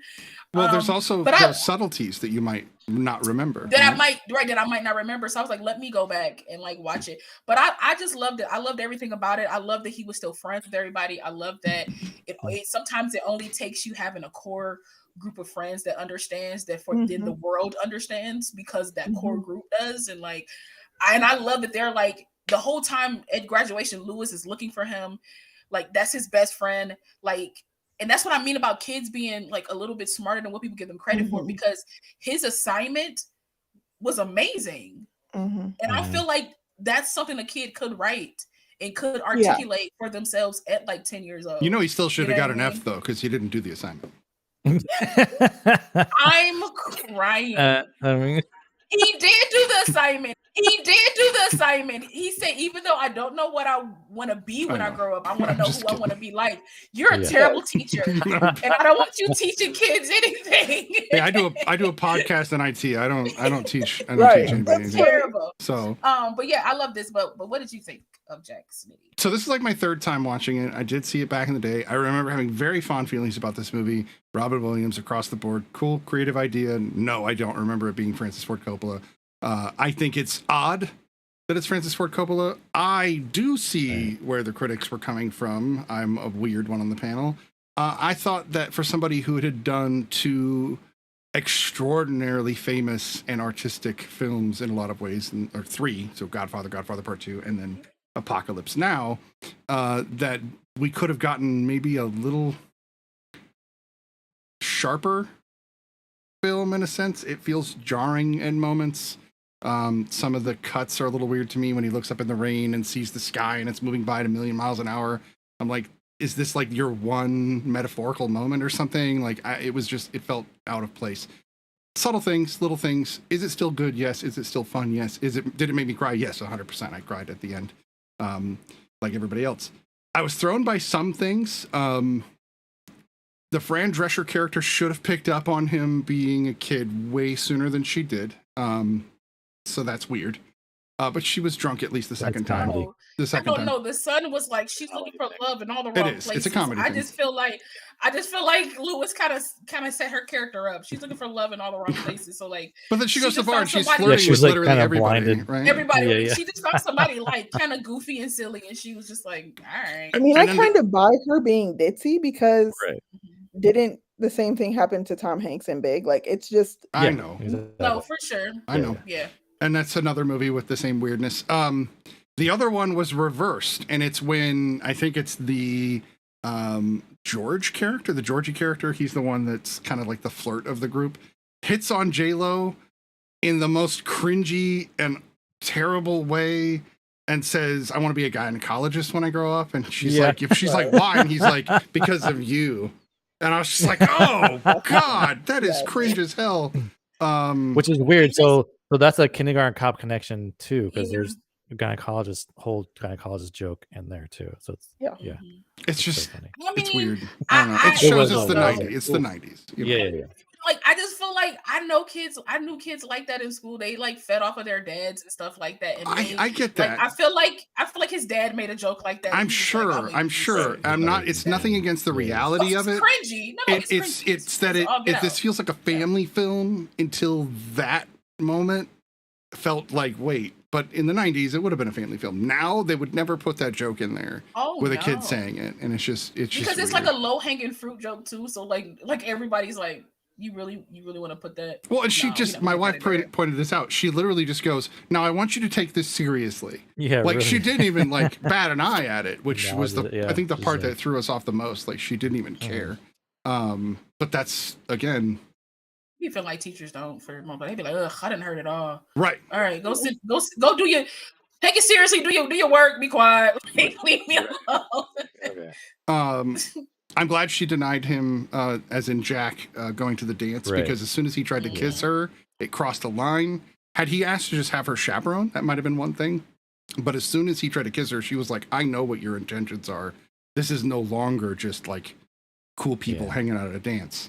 Well, that's like such a for heartbreaking sure. moment too for him because he doesn't belong. You know what I mean? Like, where does he belong? Because like he can't bring a girl who's No. actually his own age. You know what I mean? Yeah. It can't. He's trying to fit somehow. Yeah, like what? Like man, like oh. Well, I did like. Did that scene get you too, Brad? Was you like, God Yeah. damn it. So Man. because there is that he can't date a 10-year-old because people would beat him Yeah. up, and if he dated a woman, then Yeah, that woman like- should be arrested. So both Yeah, are bad. like, But what? then there's the moment where he gets to the bar and he's hanging out and he's talking to Michael McKean. And Yeah. I love, this is one of my favorite moments where he actually relates to this 40-year-old dude with hair loss. Right. And he's like, Yeah, why does yeah. it, and they're like talking about their hair and their necks and their backs. And it's like, and I'm the same basic age. So I'm just like, oh, this is genius. Cause it really showed what he really felt like. And his mom never related. And Yeah. he's even older than his dad, Right. technically. Right. So his dad's like, it felt like they're like Yeah. 35. This is wild. She older than both his parents. Right, Oh my God, right. damn. Now this movie is really sad because if you really think about it, I'm about to say the worst thing. So they should have just at the end been like 1 week later and just showed the cemetery. That's what they should have done. Oh man, no. Wow. To start. I Need that. would have been on the floor. Don't need that. Yeah. Fit in a It's puddle. implied. I know it's implied, already- but Our brains are already going there. sobbing Like, when yeah. he said, "I you know- made it, Mom." Yeah. What? Yeah, right. What? Yeah, when he said that too, I was like, come on. You say that, but I Okay. can't have like a Yeah, little yeah. voiceover at the end of Cadillac Man. Right. No, we don't need that either. it's just no I'm across gonna the stop at board. that too, Lance. Nothing, Don't worry. no. We're not, that's not. I don't know. To me, it could have taken Wow. Jack from being this like fun family comedy to a dark Right, comedy, right? It would have gone right over Yeesh. to dark. I mean, but I love that this film is a testament to the fact that he lived anyway. Mhm. Like, you know what I mean? He lived anyway. Like everybody expected him to be like a goner, and he was just like, nah, man, I got school and I got friends. Yeah. We about to go out and have a good time. Like I Yeah, love and that. he, like that's the thing too. Like he didn't just like live as in keep going. Like he like Yes. lived his life. Like he was like doing, and that was the whole theme of the whole damn movie. You know what I mean? Like Don't we waste it. don't know. Like time is fleeting. Yeah. You know, and to like address the whole like sky stuff, I think that was like, because we see it multiple times, I think that was a way of representing like that's kind of how time is for Robin Williams' care for Jack. You know, like it's just like going by It's moving so fast. You know what I mean? But And that's what the butterfly symbolizes. That butterfly The pops butterfly I every liked. time. That I liked. It was the sky thing that I was Yeah, like, the if they had butterfly added a stuff. bit more of that, it might have worked for me. But I felt like it wasn't enough to really. I mean, I felt but like it they was kind of working. did. Yeah, though. because I They see it they multiple move in times. different ways because like they show the sky multiple times. He talks about the stars with the teacher, and then at the end he's like, "Look up into the sky and you think of me, like be spectacular." Like so, I think there were moments where they were. Yeah, that's what I was picking up on too. Yeah. I need a little more sky with my Jack. That's all I'm saying. Yeah. Plus, you need a grave scene for some reason. I'm so sorry. That was so dark. I'm so terrible. My gosh, my whole I don't see you the same anymore as a person. That's sad. I'm so sorry. I am darker than people think I am. You guys should go look at the IMDb and look up the kid that plays Edward, Todd Bosley, the kid with the glasses. Oh, I love him. Go look him up. I love him. It is. He's in He looks every 90s exactly film. the same He looks exactly right the now same. as he did then. No, he does. Yeah. I always just remembered him love him. from Little Giants. Yes, I love him so much. Oh, yeah, he does Okay, look for the exactly the same. for the viewing. Oh no. He plays That the is same so character crazy. every time. He's I love that kid. He's amazing. Yes. No, is it going to open? No. Little Giants was solid because it was a girl playing football, and I was like, "She's What? me." I said, "Let's go." Absolutely. That's terrible. He looks exactly the same. Perfect. He looks the same. Which kind of is a good segue into like that trope you were talking about that you wanted to talk about. About like they find kids that look and they just dress them the same because they don't grow or anything. Do you have buck teeth and you look great with glasses and red hair? Here you go. Now you're this kid Trip. Yep. Okay, you're done. Go home. Change. Yeah. Well, thank you for my paycheck, and I'm. Yes, I got a paycheck to Trip. Let's go. Like a little prep ball. Let's go. Get a paycheck for that. I do think that him being valedictorian made sense because even though he shows that he's not paying attention at the beginning of the movie, he still calls his tutor Aristotle, and I really like that little subtle kind of throwback to show he was paying attention during that scene. And he was smart. Yeah, because that was the funny thing. That was the only thing he, like in the beginning, that was the only thing he paid attention to was the Aristotle part. You know what I mean? But he wasn't paying attention to anything else. Right. So that was a great. Yeah, I love that little callback. It's good stuff. But I feel like, I mean, he's been homeschooled since forever. So I feel like most of the time, the homeschool kids that eventually came to like high school or whatever were way smarter than us. They were way smarter than us. So like, it makes sense to me that he became valedictorian. I was like, that makes sense. Random Jack trivia. The writer of Jack also wrote all of the Purge movies. So maybe there is a deleted scene. I'm just saying. I might be onto also. something. I might be onto something. The other writer didn't do much. Okay. I'm trying to think. The problem with comedies, and this is the thing about Ron Williams, is the majority of his filmography is comedy. They're fun to talk about, but unless there's like loftiness, and I guess this has some, but I guess we could talk about mortality. I'm not really wanting to. I'd rather move. We've already thought about it. We can move past that part of it. But there's not as much in these kinds of movies. It doesn't feel like there's as much meat and potatoes to talk about. I don't know if you guys feel the same way about comedies, but I always feel like that's where we end up with them, is there's not as much. I mean, we kind of talked about everything. This film isn't that long. Right. Yeah. You know what I mean, so it's like a nice short film that has some great moments, good actors, and we kind of talked about the plot. We talked about it was funny. We talked about heartfelt moments. I think we hit all the beats. No, I agree. It's just when we get into things like Dog Day Afternoon, we can go for much longer because there's just more to some of those films. I don't know what that is, but I just feel like, but it's longer too. It's like a 2-hour. Do you think there's a correlation between the length of the film and our discussion about the film? Sometimes, not all the times, but I think sometimes. Yeah, I don't think it's necessarily just comedies. Yeah, because I think we've watched some stuff that was like maybe it just so some change. And it just so happens that like a lot of comedies are shorter. That's a fair point. Yeah, so yeah. Maybe I'm unfairly judging them, and I need to back off the comedies. Wow, we're learning a lot about you tonight. It's wild. It's wild. I don't know what to do. You know, Robin Williams brings it out of me. Apparently, that's Gotta what it take a boils sip down of water on that because man, it's getting real in the real study right here. Never mind. All right, I can't pun tonight for whatever reason. I was trying. I did a little something for you, Ty. We need one in there. And by the way, yes, Tyler is not with us, but please wish him luck in life and hope that he is doing well. He'll be gone for at least, I think, another week. We do miss you, and so hopefully you'll be back next week or the week after. We shall see. No La next week, everybody. If you don't, watch this show for anybody but La, next week is not your week. I'm so sorry. Yeah. So, thinking about Tyler when I was watching Jack though, because there's the whole like fart scene in there. Yeah. He probably would have loved that scene actually. Yeah. What does they call it? Like a pocket rocket or something? A rectal rocket? Rectal rocket, I think it was called. And again, I know this is a comedy, but shouldn't somebody have been hurt when the tree fort fell? The one you fell. Right. No. It was just like because it went like this. Yeah, exactly. I just felt like some of those boards would have impaled somebody's leg, and I feel like it was two adults in there. Them kids were probably clinging to the adults. Using the adult is like, I mean, Jack's 10, but he's an adult. He's an adult. Like, if you can walk in and buy a penthouse, you're an adult. We're gonna. No, okay, that is something. This is really lame. That I'm gonna pick this apart. But the jail scene is one of those things that just doesn't really work.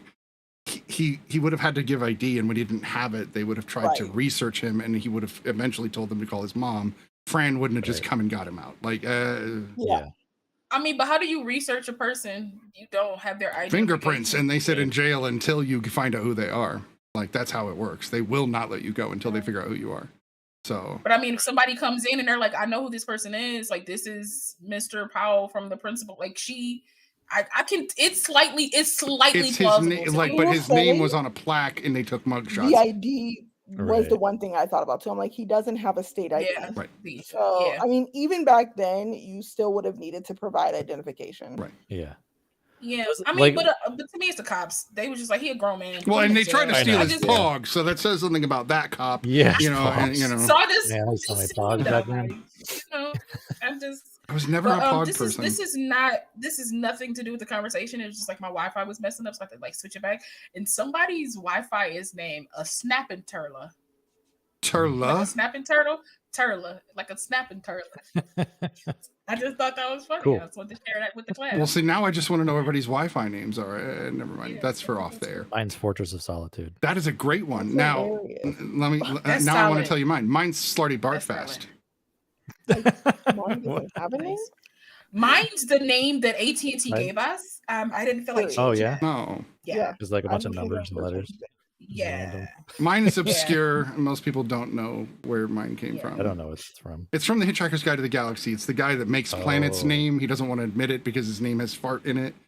So he's like Slarty Bart, or sounds like fart. It's Slarty Bartfast. He says it's ridiculous. Yeah. Oh, gotcha. Yeah. In the movie, it's played by Bill Nye. So. Oh yeah. Nice. Yeah. My brothers is get your own shit. That's That's great. I love that. For the longest time, it was Whopper. Just putting that out there. Just WOPR. And I have a friend who his is Pickle Rick. It says Pickle Rick. Another good one. I love when people would do like CAA van or something like that. Like yeah. I try to get on those. I'd be like, yeah. Oh, now Ray, does yours just say computer? It just it's literally just the name. Okay. Maybe it should be section 31. That's another. It should be. Yeah. Or data. Honestly, or data. Honestly, I think Brian just gave you a solid one with section 31. That's all I'm saying. It sounds like if you go on that Wi-Fi, you're going to find some shady shit. I'm just saying that's what it sounds like. So maybe I should change mine to Area 51. See if I get contacted by the government. Like, fam, I need you to change that. We can't have that only one Wi-Fi gets to be named that. Okay, so let's go ahead and rate Jack. We'll start in the same order we went in, and that would be Brian. Me. Yeah. I give this one an 8. Yeah. Solid. If you make me cry. Yeah. Like it's already extra point. It's already, yeah, exactly. So. All right, Ray. I would give it an 8.5. I would give it a 9, but the Fran Drescher scene makes me creeped out. So I I'm respect giving that. it an 8.5. All right. How about you, Law? 100%. Oh, I give this a 10. No, I give it a 9. It's definitely not a 10. It in some facets it doesn't age well, but again, I don't care because of nostalgia, baby. So it gets annoying for me. I love it. I'm gonna give it a 7. Still gets a solid 7. Still watchable. I might watch it again in another decade or so. 10, right? If it was a gravestone at the end, I would have given this would have been my favorite movie of all time. I can see that about you. Okay, not true. La left. She will not be back. This is no longer a joke. She's so mad. Okay, so no, I do say 7. I do give it a 7, but it is a solid. I think 7 and above is considered a solid rating. No, it's a solid 7. On that note, I don't like clickbait ads, and I watched Comic Book Resources get into this bullshit today. They've never really been like this, but they were like, oh, the Guardians of the Galaxy 3 Rotten Tomato score came out. Oh, no. And then they were like, unfortunately, it's a 78%. Unfortunately? Okay. Come on, guys. Okay. Oh, no, it's the lowest in the franchise. Like, what do you... Like, what does that mean? 1, don't listen to Rotten Tomatoes. 2, if you're going to, a 78% is doing just fine. I just want to put that out there. I stopped listening to Rotten Tomatoes. I only listen to Rotten Tomatoes when it's like maybe 90 stuff and maybe like early thousands type of stuff. I'll go back and like, oh, what did Rotten Tomatoes? Yeah, like just out of curiosity, right? Right. Yeah. But now I don't, because people be like bombing Rotten Tomatoes to give things. I don't trust anything. I don't trust any scoring anymore. I just go off my own volition now. I'm tired. This is why we always tell you on The Real Study, pick your favorite panelist and follow along, and you might get good ratings based upon what they say. Did we lose Ray, or she? No, she said she'll be right back. Oh, okay. Yeah. That's. I was like, did I say something? Yeah. I didn't mean to say. Once again, it's Snitty. I was like, talking about death and things. Right? If you have to question it, you probably did say something. That's a good point. That's a good point. Like, yeah. I'll just assume I did. I'm a bad person. Yeah. I will. There you go. I will flog myself. Exactly. Okay. Betsy beat him up, not flog. Wow, that's. It's dark, snitty night. I don't know. Apparently, I'm just going to be as dark as possible. But I mean, we don't use flog anymore. I kind of dig it. It's good. It's a good. Well, it's not a good word because it's not a good thing. But it's not a good word. But I enjoyed it because nobody says flog. That's fair. Well, since we did, I think we got all the ratings. We will move on to the pre-review while we wait for Ray to come back, and we will then go into the Birdcage, which is going to be a riot. We shall be right back.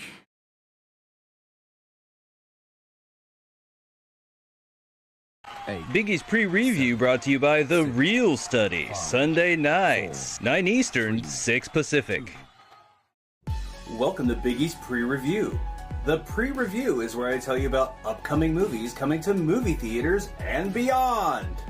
This is for the week, May 1st through 7th, 2023.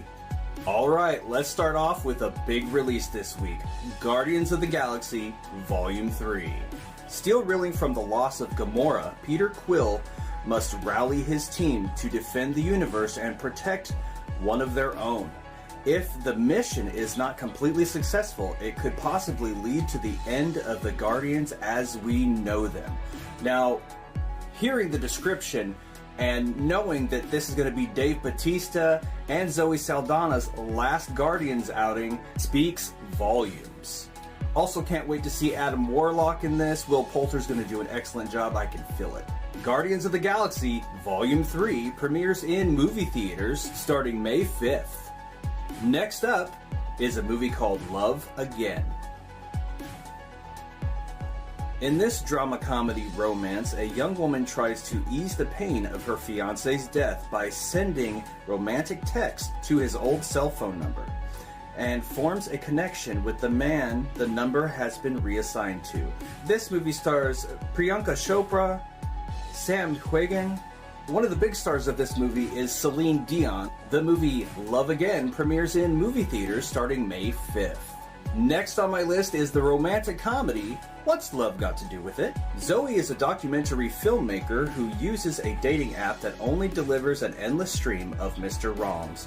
For Zoe's childhood friend and neighbor Kaz, the answer is to follow his parents' example and opt for an arranged marriage to a bright and beautiful bride from Pakistan. As Zoe films his hopeful journey to marry a stranger, she begins to wonder if she might have something to learn from a profoundly different approach to Finding Love. This movie stars Lily James, Emma Thompson, Shazad Latif, and Taj Atwal, amongst others. This movie looks great. It's going to be great to see Shazad again, since I haven't seen him since Star Trek Discovery. And this movie just looks like it's going to be really good. Can't wait. The romantic comedy, What's Love Got to Do With It?, has a limited release in movie theaters starting May 5th. Next up, we have some mystery with One Ranger. Recruited by British intelligence, a Texas Ranger must track down and stop a dangerous terrorist from attacking London. This movie stars Thomas Jane, Dominique Tipper, and John Malkovich, amongst others. This movie looks like it's going to be a great one. Love seeing John Malkovich or Thomas Jane in just about anything. The mystery movie, One Ranger, has a limited release in movie theaters starting May 5th. All right, and last on my list, but certainly not least, is Double Life. This crime thriller follows a widow who finds out from her late husband's mistress that his death was not an accident. Both women work together to unmask the truth behind the man they both loved. This movie stars Javicia Leslie, Pascal Hutton, and John Cassini, amongst others. This movie looks great. I'm really looking forward to seeing Javicia in this movie. I haven't seen her in much since the Batwoman show was canceled, unfortunately, but I'm really looking forward to this. Let's go. The crime thriller Double Life has a limited release in movie theaters starting May 5th.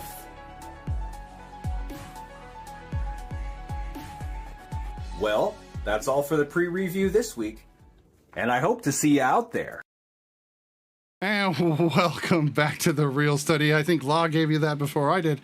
And that said, we do have one final movie for the evening, and that is, of course, the always popular and very successful Birdcage, which is, of course, starring Robin Williams, Nathan Lane, Gene Hackman, Diane West, as well as Callista Flockhart and Hank Azaria. Oh, Christine Baranski, cannot forget her. She's brilliant. Is it Diane Wiest? Wiest. It is Wiest. Yeah. You're right. I apologize. Oh, okay. I was like, am I wrong?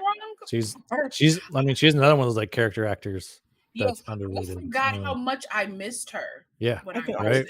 Keanu's mom from Parenthood, right? Like, come on. Yeah. right. Wow. Yeah. Yeah. Who gives like the best sage advice of a character in like the history of cinema? There's a Brooklyn Nine-Nine joke about Diane Wiest. Of course, a Brooklyn Nine-Nine there would be. So obscure. I'm gonna put it in because I think it's like an opener, like it's quoted as an opener, and I'm gonna put it in the Discord. I love that show. He said something about like having a Wiest infection because he likes her movies.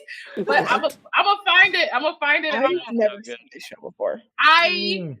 Andy Samberg plays a cop. It's a sitcom. You can't really go wrong with it. You can't go wrong. It's got Terry Crews. There's even a New Girl Brooklyn Nine-Nine crossover episode. Oh, that's right. Yeah. But in each series. So like So if you go to like the Brooklyn Nine-Nine, you see it from one angle. And exactly. You see it from the other angle. It's awesome. It's so good. Once Winston got his badge. No, they go to New York. No. There's like an episode in Newer where they go to New York for like because New Girl's in LA, right? I thought it took place in LA. It's for something. Yeah, New Girl set in LA. They go to New York for something. It was something for Schmidt. Yeah. Something for Schmidt. So they all go to New York. Because I don't remember this. Yeah, it was a later season for sure. Okay. Well, Brooklyn Nine-Nine is a much newer show than the New Girl. In a sense, that's right? It must have been towards the end of the New Girl because I'm like, it was. Sure, I've seen every episode of New Girl. That's why I'm like, and it was really funny. It was pretty good. Right. But I love Brooklyn Nine-Nine. If you ever start, put it in the back burner and put it in your pocket or something like that. So I love Brooklyn Nine-Nine only because Andre Barr is like. Brought her out of he's talking the chief, right? Man. The captain. Yeah, dude, he's amazing. The captain. Yeah, he's the captain. I've seen him do underrated. He's underrated. Yeah, he's really. Oh, he always does serious, right? Wow. Like he said that's the reason why he chose this show. Yeah. Because at first he didn't want to do it because he was like, I've been a cop so many times. I've done cop things so many times. He was like, I need to no, I'm not gonna do that. And then when they pitched him, it was like, yo, it's a comedy. He was like. And he plays. Okay, he plays gay. He's a gay man. He's it. gay man. He's amazing. It's amazing. It's so It's good. it's so good. He's amazing. He's clearly gonna have to watch. Everything You is have to watch it. amazing. The ensemble is great. They picked great people to be these characters. Yeah, everyone's just but like killing he's it like every episode. because you know that he's like this dramatic actor. Everything Right. he says. That's the other thing. Yeah, they play on that. But like, doesn't he? He yeah. always Everything plays he it says. straight in his. He's acting, always right? so Yeah, yeah, yeah. he plays it Yeah. all so straight, but And it's so hilarious. funny. It's Yeah. hilarious. And you see his character kind of like grow, kind of like loosen up a little bit, but he's still There's like moments rigid to at do the that. same Yeah, time. I'm gonna It's have so to good. get over it. That might 'cause I be our know- new show. We're Like gonna have it's to won check a lot that of out. awards. Like it's a really good. Like people love it. Yeah. I don't like Andy and I don't like Terry, and that turned. me Oh off. really? You don't Oh, like no. Andy? Yes. Oh no. I don't Man. like. Well, maybe the he's- rest of the cast he's will. funny. Yeah. He's just not my funny. If that's That's fair. you know what I mean. See, like No, Hot people- Rod. I Oh, yeah. 100% Hot get Rod that. is one of my comfort films, so like I watch Hot Rod regularly. I 100% understand that, but I do want you to like give. I'm gonna say this: give the first 2 episodes. No, I mean I would absolutely give it a fair shot for Yeah, sure. Yeah, give it. You know, If I know anything, you Ron would. Brown, I know you like- would. I know you would. I'm just saying, though, like the first episode, that pilot is like, you can tell that they shot 'Cause I the thought the pilot same thing about Schitt's Creek. months though. before. Like people were like, Right. "This show is amazing," and I was like, Yeah, "I yeah. understand." I was But kinda I the same way always with love that. Eugene. Like I love him. He's amazing. Well, Catherine And is also. I'm like, his amazing. son is a Yeah. genius because like they're Totally. the Yeah, writers. yeah, and yeah. I'm like, this is amazing. Yeah. Yeah. Mhm. I love Schitt's Creek. I got into it very late, like maybe like it was on its like second to last season, and I was like, Yeah. I'm obsessed. I was like, this is amazing. Alexis is my But- spirit animal. Actually, everybody's my spirit animal in Yeah. moments. If anything, watch it for Andre Brower. And Yes, he he's has this, amazing. he has this other like storyline that damn it, my brain's not working, but Kevin Bacon's wife is like a Kira Sedgwick. yeah, Kira Sedgwick ends up getting in the show too, and she has this Oh, yeah, competing she character. plays- So she Andre plays Brower, Commissioner- those two, She like, plays yeah. Commissioner Wunsch. and Yeah, they- she's a commissioner. Wanch. They That's grew her up in name. the Wunsch. Yeah. That's a weird Yeah. name. And they it gets made It's fun so of. good. Just And their, they like, they whole grew up in the plotline. force together, like back in the time Yeah. where like they were really racist towards him, homophobic towards him, Mm. stuff like Yeah. that. And she plays a person that like they grew up and they go back and forth until the end, and that's all I will say on that. Yeah. It's because it's Alright. great. Yeah, It's I amazing. like her on the closer. The closer Yeah. was a Oh, show, yeah. honey. Mhm. Yeah. I've always wanted to watch that. I never watched it. Amazing. Sorry, we started. No, no, we you're went off fine. the rails I there for a love minute. rails. When we get off the rails, it's fine. But we have finite time. Otherwise, I wouldn't care. Right. We could do Okay. this all Oh night. yeah, I know. My So bad, whose yeah. first time at the Birdcage? I know it's Law's first time on the Birdcage. Ray, had you already seen the Birdcage? I maybe had only seen it one other time. Okay, then we're gonna start with Law. Tell me what you thought of the Birdcage. That was being a bird. If you guys didn't catch it, yes, I was. We did. I'm in a box. And I'm, Yeah. anyway. I thought at first I was kind of like Robin Williams playing a gay man. I was like, this is, oof. I'm so 2023. I'm like, this is kind of problematic, but I'm like, I know what year this takes place. I'm fine. I brought myself back because that's what I do.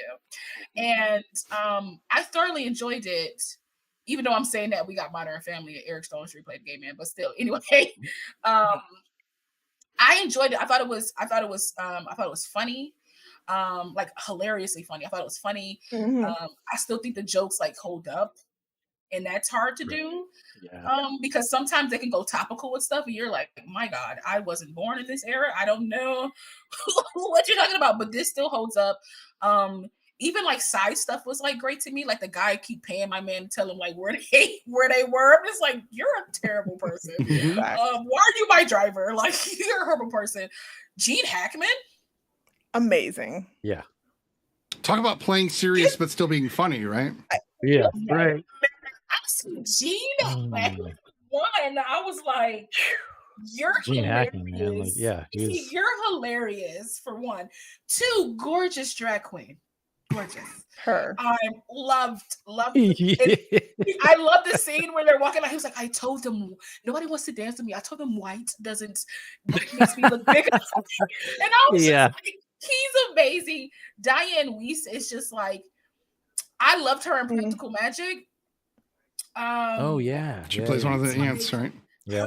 Her like laugh to me is just like, Yeah. She's it's like she has a mother's very milk. like distinct voice. Yeah, too, she like- does. Like the Yeah, moment yeah. she speaks, I'm Uh-huh. like, Yeah. Is that God? No. I was like, oh my God. Is that God? I love that. It's like, oh my God. Nathan Lane. Oh my God. Like, Mhm. you can like literally, Man. come on. Like, I can literally just be like, mind you, it's Robin Williams night, and Robin Williams was amazing. Honestly, I think Robin Williams is so handsome, like blind with Yeah, he looks really great in this movie. I know. Yeah. Well, and he lets his hair, out, and yeah, and I was like, well, sir, you're handsome. Oh my God. Okay.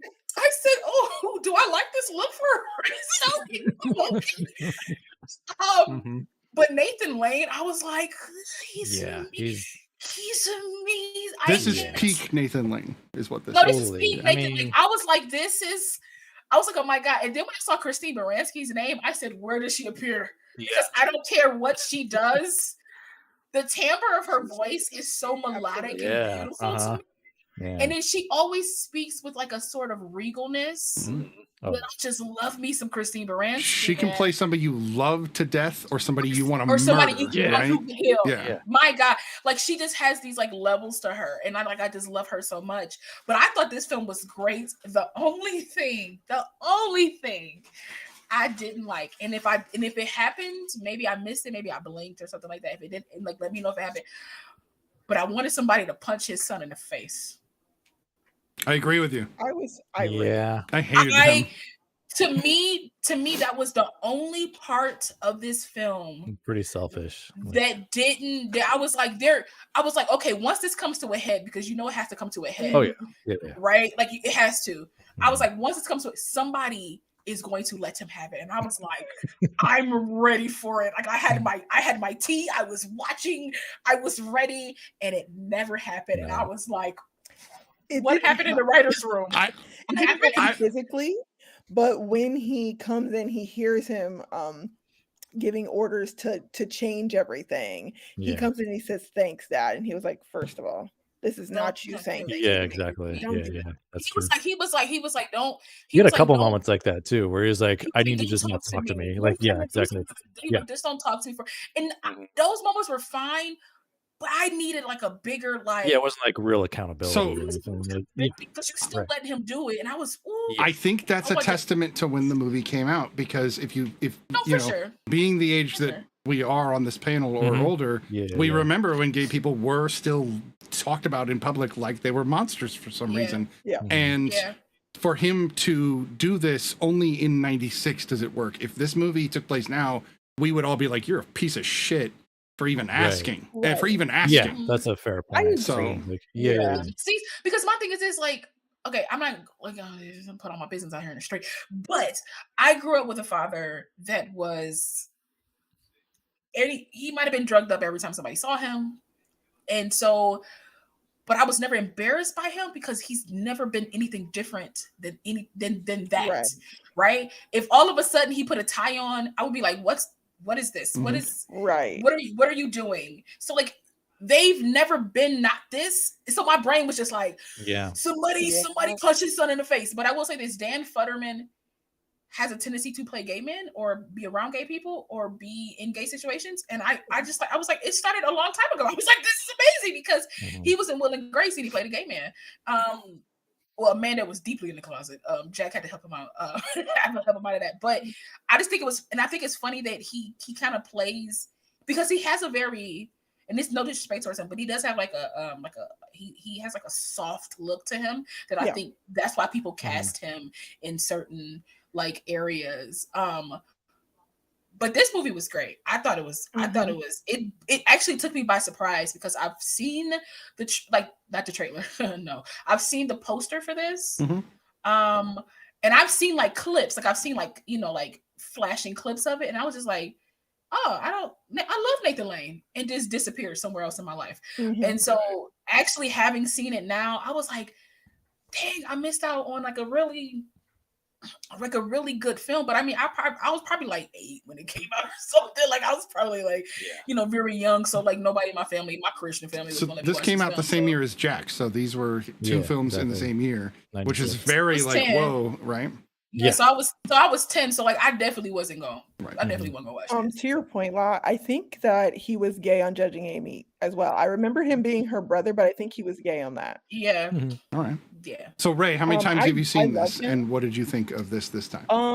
I know one time for sure. But I don't remember specifically seeing it a second time. I enjoyed it in a painful kind of way. Like I was just in pain for them the whole time. No, for sure. I was enthralled, but the only note that I specifically took, I said seeing Albert in the suit made me cry. When he came out of the bathroom or the closet and he was wearing just the full like regular black tie suit, and I was just like, I don't know if people understand, and this was kind of like the theme that I had in my heart while I was watching these movies, is how strong love is to make you defy who you are. Oh, I'm sorry. And like the fact that they were willing to do this for him, it's like, just so he could be happy with the girl that he loved and her parents who clearly hated everything about them. You know what I mean? Like everything that they were was an actually loved it opposition at the same time. like for your family to like say, I love you. I just don't want you to be you today. Right. That's wild. Pain, I can't even like the deepness of that. And they were willing to do it for him. His parents were willing to do it for him. And I was like, that to me hurts so much. I thought they did it so well. Again, I appreciate like a period kind of piece, and I think we kind of use that term when we're talking about like Elizabethan, but like this really is a period piece. Like I don't think to tell this story this way now. It became a period piece because of its era. 90s, South Beach, like all that stuff goes, Yeah, I feel like they could probably still tell the story like this, but you have elements to. of it. I think you have to call him out. You would literally have to have a trans character now rather than maybe even a drag queen. And still, drag queens relevant. But you gotta call out the son. The son can't go unseen. Yeah, like I think it would have to be where they decide to do it for him instead, or something like that. Instead of him asking, they're like, "Oh shit!" Yeah, like it was their idea or something like that. Yeah. He's like, he's protesting. No, and they're like, "Let's do this." And then they start changing. And then he gets mad, like, "Yo, no, like." You guys need to stop doing this for me. I hate you. Yes. Yeah. Or like he yells at people to like stop disrespecting his people. Right. You know what I mean? Like I think like of the time that it was made in, I think that it told a very kind of like you're living on the edge, like we can only be us around us kind of story. Yeah.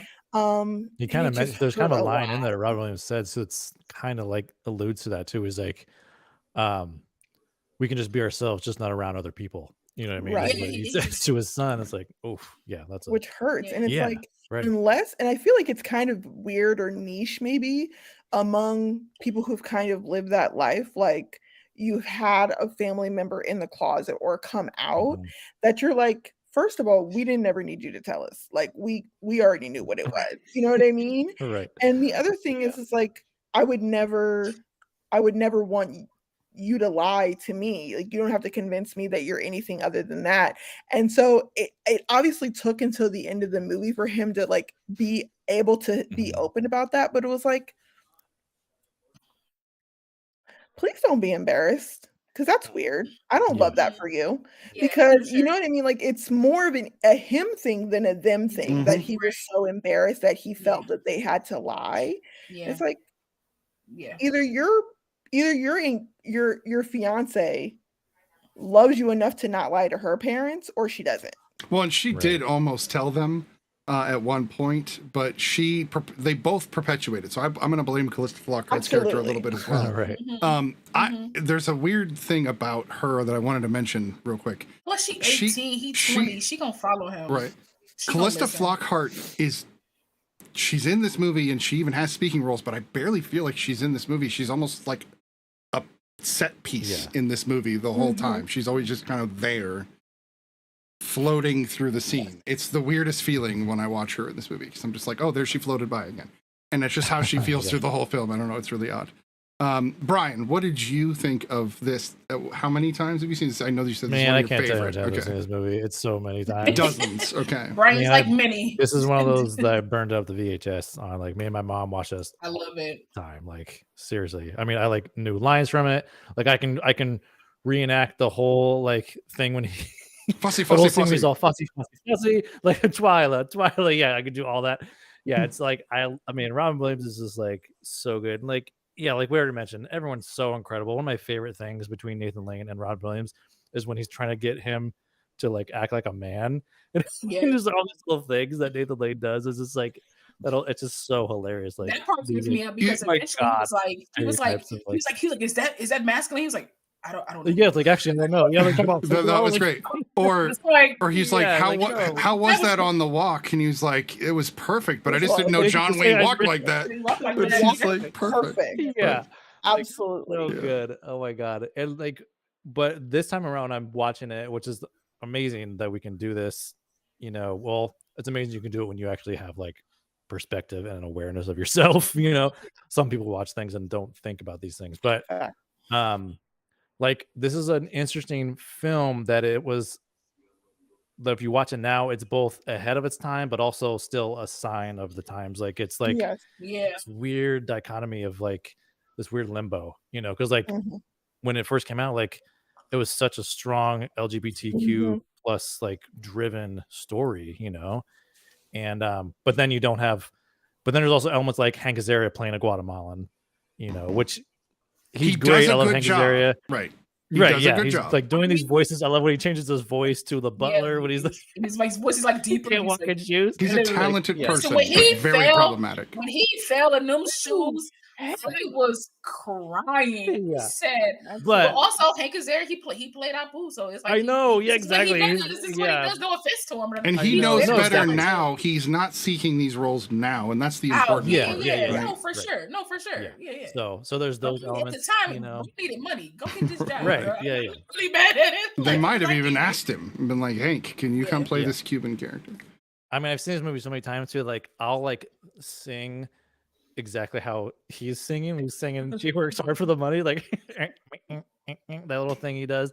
Like I do that. Like candles. I was like, every time he was on screen, I was like, he's magic. Oh my god, yeah, just like he's so good. On 10 the entire time. He sold every single scene. I never felt like he was putting on. Yeah, like, I was just you. Right, exactly.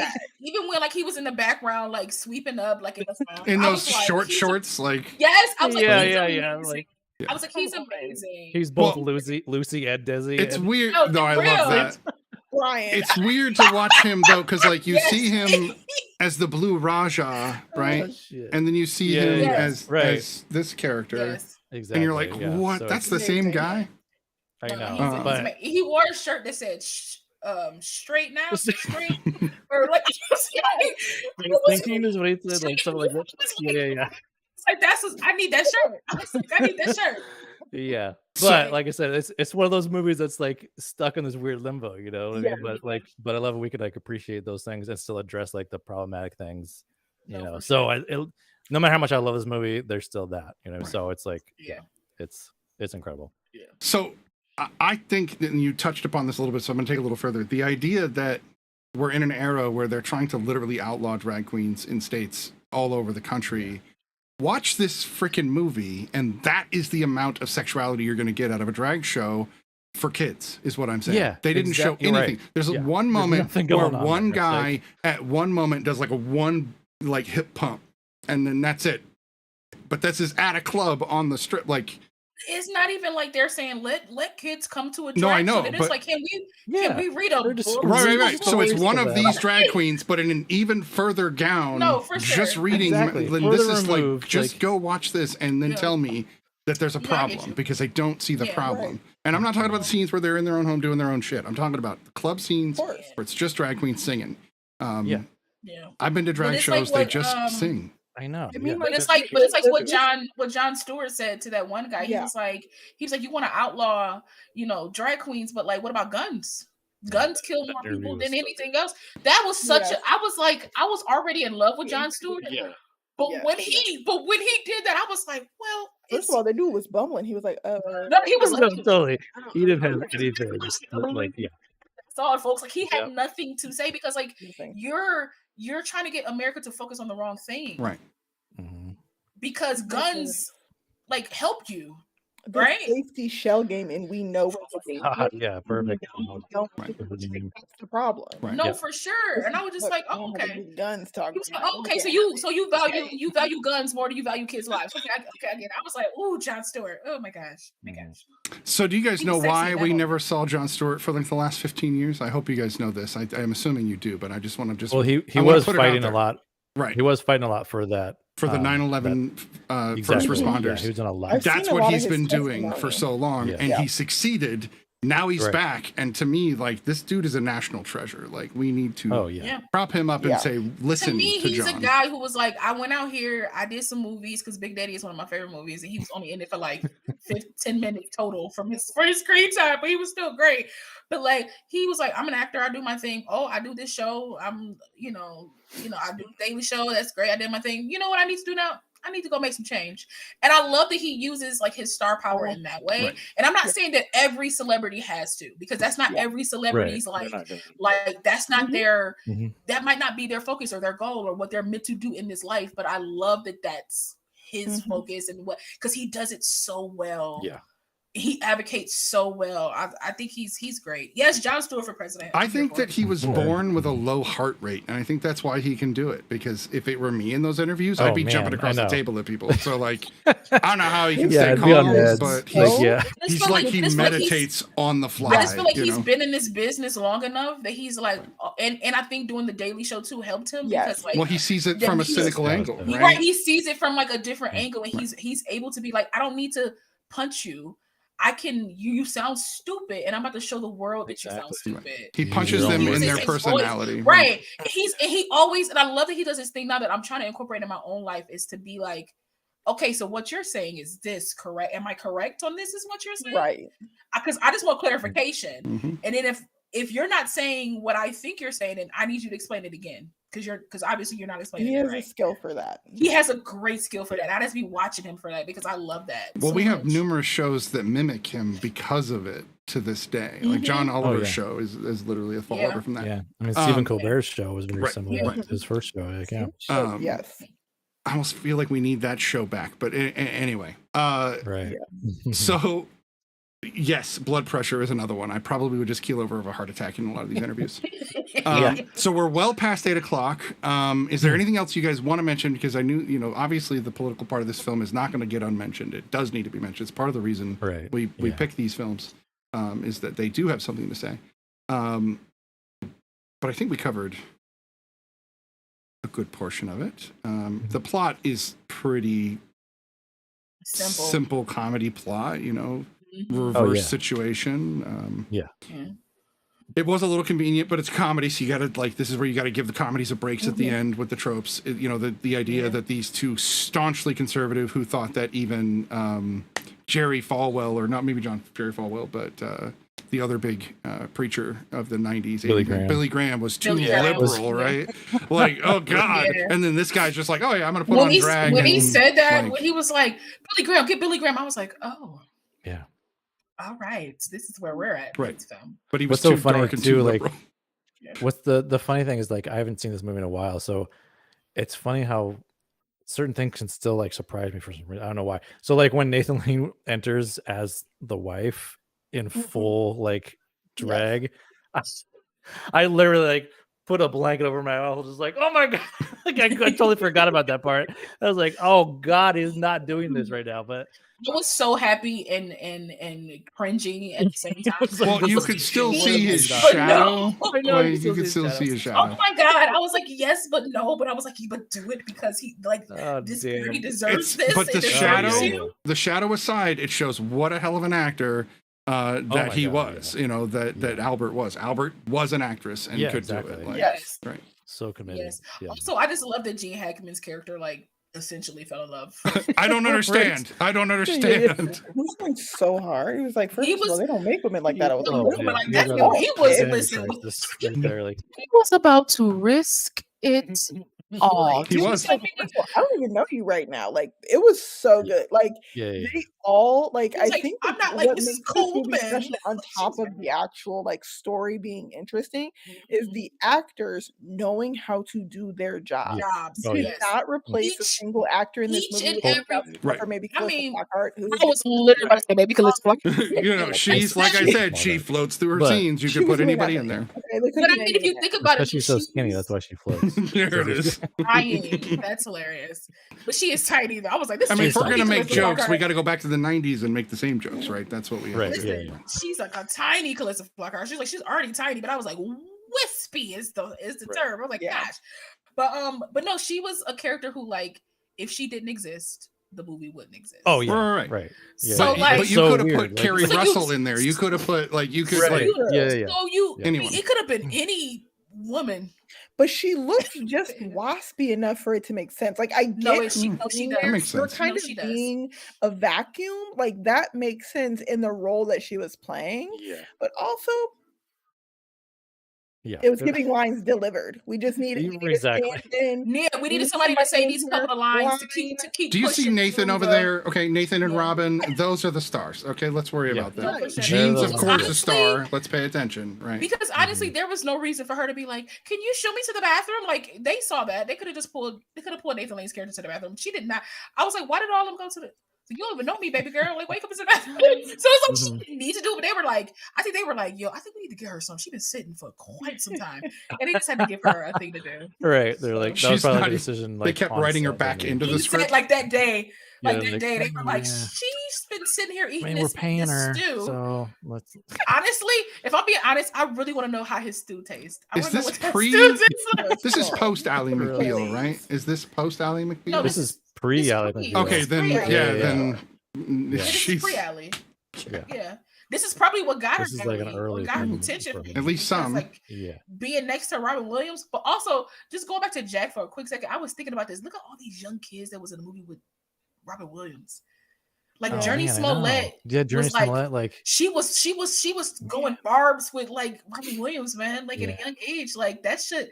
That's pretty, so great. like, That's so great, yeah. man. I always loved So, her. I was thinking the And she same was- thing too. Always been a fan Yeah. of her since she was like, I mean, me and her the same age, I think. So like since we were the same age or whatever, but like I've always been a fan of her. She's always been like the sassy little kid in anything that she does, and I love it. She'd be like, "You look like a." She like, like she always. I love it so much. Yeah. Law, what do you rate the Birdcage? I gave the Birdcage a solid 8, man. This was great. I enjoyed it. This is rewatchable. I low key want to learn every Hank Azaria line from this because he was just amazing to me. And honestly, comedies rarely do this anymore. But there was some great physical comedy in this. Yeah. And Oh yeah. Mhm. and Yeah. man, they don't really do a lot of physical comedy anymore. And if they do, it's like, no, that was poorly done. But okay, live your life, I guess. But this was like so great, like the pratfalls and the movements and people. It was great. I guess it's a solid 8. Solid Alright.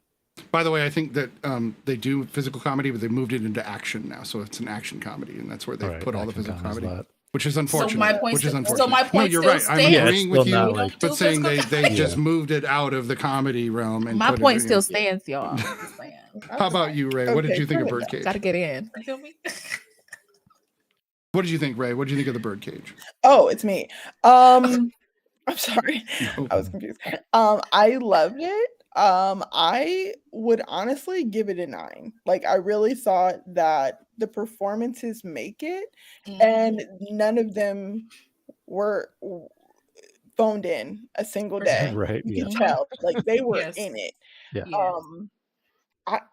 Yeah. I would give it a 9. They read I the script and said, I got it. They were like, I didn't read the script and was like, oh yeah, I got this. Don't worry about it. Mhm. I got this.